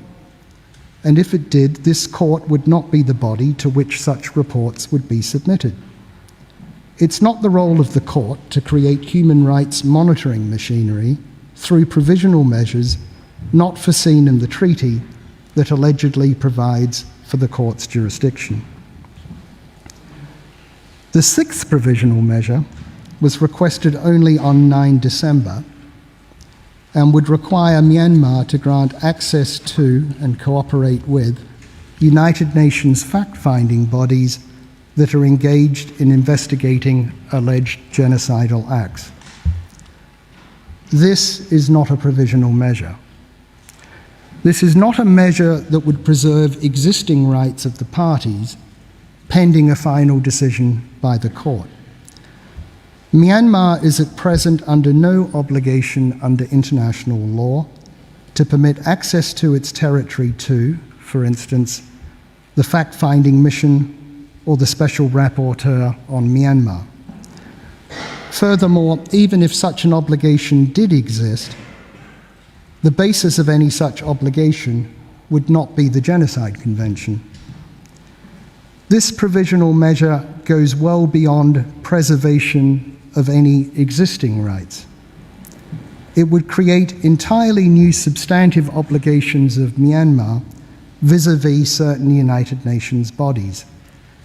Such obligations would have nothing to do with the Gambia unless the Gambia is contending that such a reporting obligation would be erga omnes.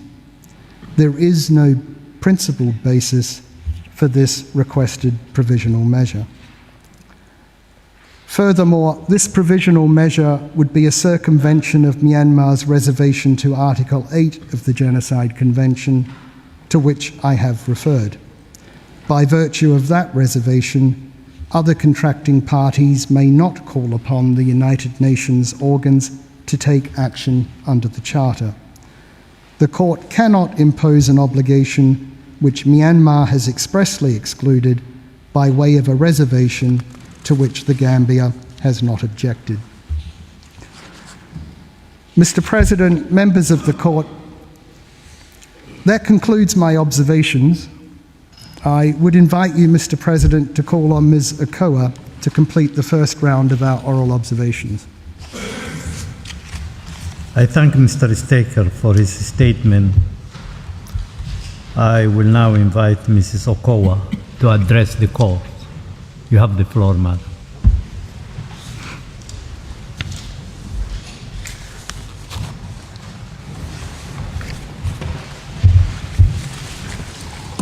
Mr. President, Madam Vice President, members of the court, I appear before the court for the first time. It's a great honor for me to do so on behalf of the Union of Myanmar. I will address you on the last of the prerequisites for the indication of provisional measures, namely the requirement that there must be a real and imminent risk of irreparable prejudice to the rights in dispute before the court gives its final decision. In 4 cases in which a request for provisional measures was not granted, the applicant state had failed to demonstrate urgency of the measures sought. We argue that notwithstanding what you heard from Mr. Reichler yesterday, the case for ordering provisional measures in this case is not blindingly obvious. We argue that the Gambia's request fails to meet the threshold for provisional measures as developed in the court's jurisprudence and fails to satisfy the requirement of urgency. I will develop 4 points in these submissions. The first is that in order to meet the final requirement, the Gambia needs to satisfy the court that there is a real and imminent risk of Myanmar committing breaches of the Genocide Convention prior to the conclusion of these proceedings. Secondly, the current situation in Myanmar is inconsistent with the existence of an imminent risk of genocide. Myanmar is currently engaged in repatriation initiatives to support the return of displaced persons presently in Bangladesh. These have the support of a range of regional and international actors, support which would not be forthcoming if there was an imminent or ongoing risk of genocide. Thirdly, Myanmar is currently engaged in a range of initiatives aimed at bringing stability to Rakhine State, protecting those who are there or who will return there, and bringing to account those responsible for past violence, actions which are inconsistent with it harboring genocidal intent, as alleged by the Gambia yesterday. Finally, the Gambia has failed to provide any evidence to support its claim that the recent instability in Rakhine State is attributable to Myanmar and fails to acknowledge the role of the insurgent groups in the region. I will now turn to the legal principles relevant to provisional measures. The requirements of irreparable prejudice and urgency are well established in the court's jurisprudence. However, it's useful to make 2 brief observations on how these principles apply to the Gambia's request. The first is that provisional measures are indicated only where there is a risk that irreparable prejudice could be caused to the right sub judice. The court would therefore need to be satisfied that there is a real and imminent risk of Myanmar committing breaches of the Genocide Convention prior to the conclusion of these proceedings. All this, of course, is assuming that the court is satisfied that it has jurisdiction, that the Gambia has standing to bring this claim, and that there is a plausible case that the breaches of the Genocide Convention might occur, which, for the reasons given by Professor Chabas and Mr. Staker, is not the case. The second is that provisional measures are concerned with future threats, not past events. The court must be satisfied that there exists today a real and imminent risk of irreparable prejudice to the claimed right. I turn now to address the application of these principles in the circumstances of the case at hand. There are 4 submissions that I would like to develop in that regard. My first point goes to urgency. The decision to launch these proceedings was taken as early as March 2019. The application was then filed as late as November 2019, more than half a year later. So was there something that happened in November or October that made them urgent? If the Gambia really believed that there was an urgent need to protect, would it not have shown greater diligence in bringing its case and its request for provisional measures? The Gambia's request fails to advance a change in circumstances necessitating this application. The second submission is that a number of regional and international actors are currently supporting repatriation in Rakhine State of displaced persons currently in Bangladesh. The United Nations High Commission for Refugees has been at the forefront of supporting repatriation efforts. Together with the United Nations Development Programme, it has entered into a memorandum of understanding with Myanmar regarding the repatriation process in June 2018. In May of this year, the memorandum of understanding was extended until 5th June 2020, and in August, the United Nations High Commission for Refugees confirmed its continuing support for the repatriation effort. The United Nations Development Programme, the United Nations High Commission for Refugees are currently implementing a total of 43 quick impact projects in Rakhine State. As part of a confidence-building exercise, we know that senior officials from Myanmar have met with displaced persons in Bangladesh with the support of the United Nations High Commission for Refugees. Mr. President, members of the court, it is improbable, to say the least, that the United Nations High Commission for Refugees, an organization with eyes and ears on the ground, will be facilitating meetings between displaced persons with a view to their repatriation to Myanmar. Mrs. Okowa. Yes. Sorry, Could you kindly speak more slowly for the interpreters? I will just go over the last sentence then. Mr. President, members of the court, it's improbable, to say the least, that the United Nations High Commission for Refugees is an organization with eyes and ears on the ground would be facilitating meetings between displaced persons with a view to their repatriation to Myanmar if there were any reason to believe that those who would return are at imminent risk of genocide. The unequivocal and continuing support of both the United Nations High Commission for Refugees and the United Nations Development Programme for Myanmar's repatriation program cannot be reconciled with the suggestion of such a risk. What is more, in November this year, the Association of Southeast Asian States expressed their support for a more visible and enhanced presence and enhanced role for ASEAN to support Myanmar in providing humanitarian assistance, in facilitating the repatriation process, and promoting sustainable development of Rakhine State. This was the position reached following the deployment of the ASEAN Emergency Response and Assessment Team from Indonesia, Malaysia, Singapore, and Thailand to Myanmar in March 2018 to assess the readiness of the transit and reception centers. In their assessment, the ASEAN team found that systems prepared by Myanmar government for the repatriation of returnees are all in place and operational, noting that it is evident that significant efforts have been made by the government of Myanmar to facilitate a smooth repatriation process. Bangladesh, the country that has borne the brunt of the crisis, has also entered into a memorandum of understanding with Myanmar to provide an organized framework for repatriation of displaced persons. Under the memorandum, there shall be no restrictions on the number of persons to be repatriated as long as they can establish bona fide evidence of their residence in Myanmar. This is proof of the fact that Bangladesh, as Myanmar's close neighbor, is not of the view that Muslims are at risk of imminent genocide should they return.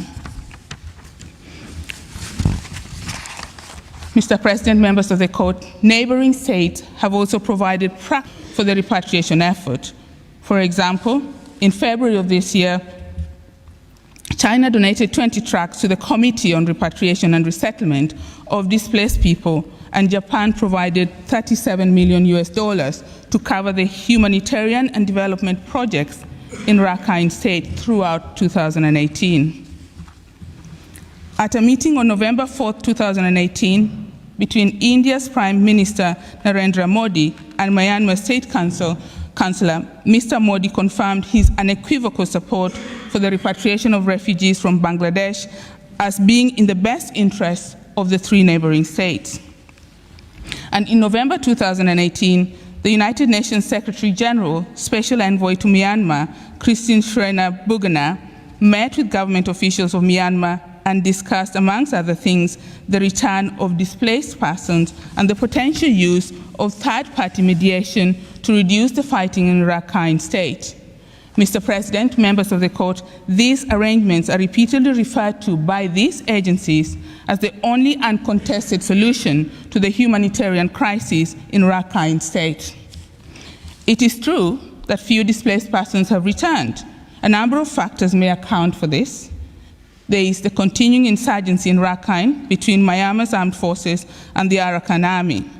Secondly, the displaced Muslim residents of Rakhine have made their return conditional on a number of demands, including the grant of full citizenship, their recognition as a distinct ethnic group, return of land, and compensation for past injustices. These demands sit uneasily with the suggestion that they are at risk of imminent death. Both the requirements of citizenship and ethnicity remain contested, and as yet there is no consensus on the issue. There is no doubt that instability is deterring many from returning, but, and this is significant, it is a concern shared by displaced persons of a number of ethnicities. The fact is that the insurgency in Rakhine State has led to the displacement of people of varied ethnic and religious backgrounds, including ethnic Buddhist Rakhine, Hindus, and Muslims. It's not the case that the region is dangerous for Muslims, but safe for other ethnic groups. Yet you had not a word yesterday the plight of other communities in Rakhine. The key point is that the support for these repatriation initiatives from these sources and the broader international community evidences a shared understanding that their return does not present imminent danger and is obviously inconsistent with the existence of an imminent risk of genocide occurring in Myanmar. The third point that tells against the existence of any imminent risk of genocide is that Myanmar is currently engaged in a wide range of initiatives aimed at bringing stability to Rakhine province, protecting those who are there or who returned there, and bringing to account those responsible for past violence. It's not possible in the short time available to provide a comprehensive list of the actions which Myanmar has taken so far. I will confine myself to highlighting initiatives taken in two key areas. First, Myanmar has taken a full range of initiatives to improve the overall stability and enhance the development of Rakhine State. These have included the establishment of the Central Committee on the Implementation of Peace, Stability, and Development of Rakhine State, led by the State Councillor, Myanmar's agent in these proceedings. The Rakhine State Investment Committee, tasked with enabling local communities to derive benefit from investment, as well as to promote participation by the local population. The Committee for Supporting Peace and Stability in Rakhine, and the Advisory Commission on the Rakhine State, then chaired by the late UN Secretary General Kofi Annan, to advise on how best to achieve stability, development, and meaningful coexistence between the different groups in Rakhine province. In a recent report, progress was recorded in implementing recommendations by the Commission. This included significant investment in transport, infrastructure, with the construction of 9 industrial roads nearing completion and 49 bridges in progress, as well as the implementation of 100 new houses for the relocation of Taung Pao, internally displaced people's camp. Secondly, the government of Myanmar has undertaken several initiatives to investigate the violence that occurred since the regrettable events of 2017.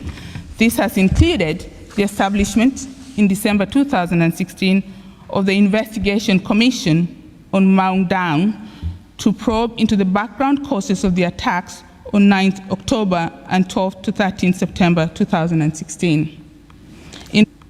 In February 2018, a military court established in Mansi Township sentenced 6 soldiers to 10 years imprisonment for their role in the killing of 3 men. The establishment in July 2018 of the Independent Commission of Inquiry to investigate the allegations of human rights violation and related issues in Rakhine State is also worth noting. We also have the establishment in March 2019 of a military court of inquiry to investigate incidents relating to the terrorist attacks which occurred in Budidang, Maudang region. The court of inquiry has conducted investigation in Budidang and Maudang townships. On the 25th of October 2019, it was announced that the military court will begin court-martial proceedings against a group of soldiers involved in fighting against the Arakan Rohingya Salvation Army in Gudapin village in Budidang Township. Regional and international bodies, including the Association of Southeast Asian Nations, have expressed support for these measures aimed at accountability. Mr. President, members of the court, these initiatives, as well as the international effort to repatriate displaced peoples, are completely at odds with the case presented by the Gambia. If the Gambia's allegations were to be taken at face value, it would have to follow that in all of the aforementioned initiatives, Myanmar is acting in bad faith, participating in all these initiatives, whilst in truth harboring an entirely inconsistent genocidal intent. Such bad faith on the part of a state cannot be assumed by the court, even at the provisional measure stage, in the absence of sound evidential basis to that effect. Turning to Gambia's case, it's worth noting what is omitted from the portrayal of the current situation, no doubt quite deliberately. Conspicuously absent is any acknowledgement of the complexity of the situation in Rakhine State. There is no mention of an ongoing insurgency in Rakhine between militant Arakan Rohingya Salvation Army and separatist Rakhine groups like the Arakan Army, opposed to the union with Myanmar. Significantly, the Gambia does not cite any material which conclusively attributes recent attacks against homes and villages to the organs of the state of Myanmar. What is more, no state in the region, not even Bangladesh, has asserted that the displaced persons, if returning to Myanmar, would be at risk of genocide. So, for example, the International Crisis Group, in its most recent report, noted the role of the ethnic armed groups such as the Arakan Army, the separatist group excluded from the peace talks, in aggravating conflict. And just last week, the Arakan Army claimed responsibility for an attack on a ferry carrying government officials. Much is made in the application of the alleged restrictions in the freedom of movement of Muslim groups in Rakhine, who are confined in displacement camps where access is strictly controlled by Myanmar military police. But the Gambia does not mention that the deployment of the police is due to security considerations. It fails to indicate that these restrictions on movement have affected access of all communities, Muslims and non-Muslims alike, to education and also to health services.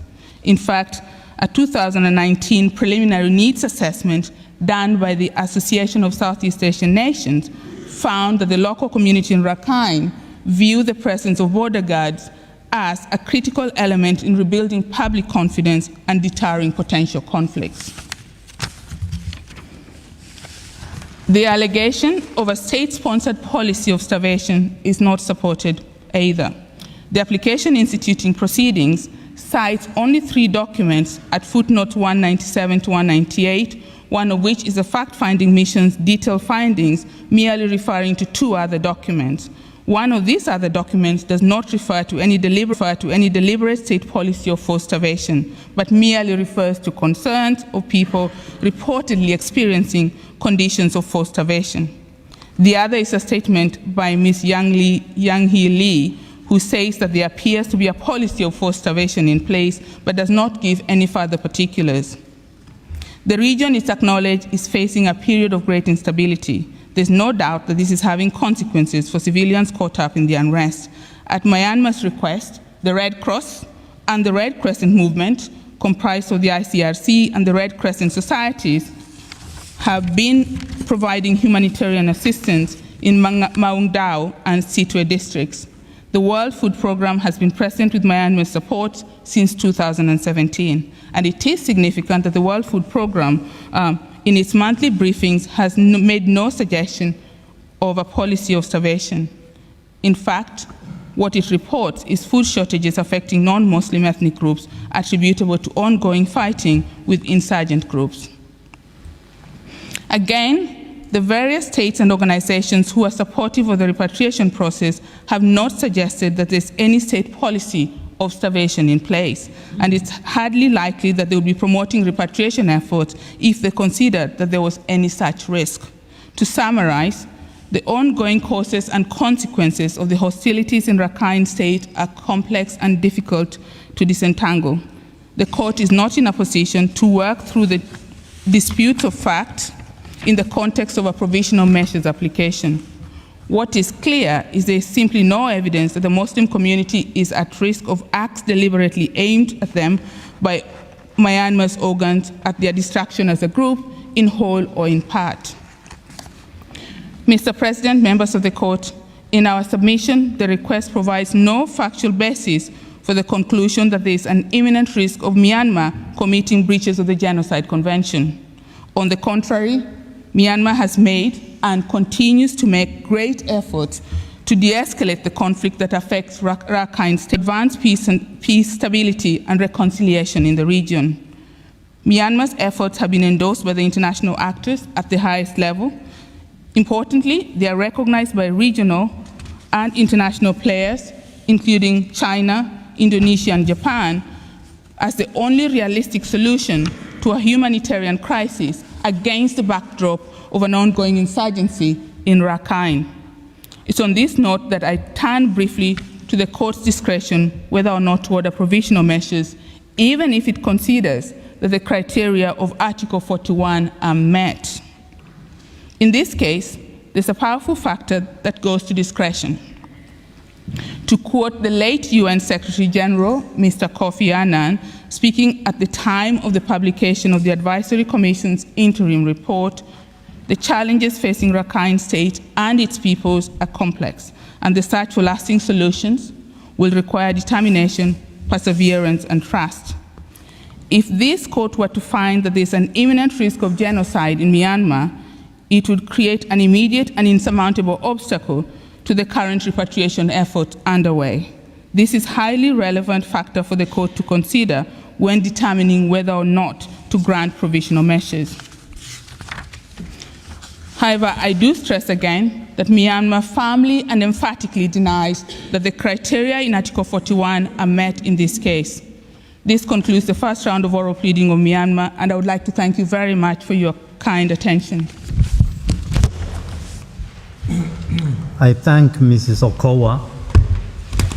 Your statement indeed brings to an end the first round of oral observations of Myanmar. The court will meet again tomorrow, 12 December 2019 at 10 a.m. to hear the second round of oral observations of the Gambia. Myanmar will also present its second round of oral observations tomorrow at 4:30 p.m. I recall that for the second round, each party will have a maximum of 90 minutes to present its observations. Today's sitting is now adjourned.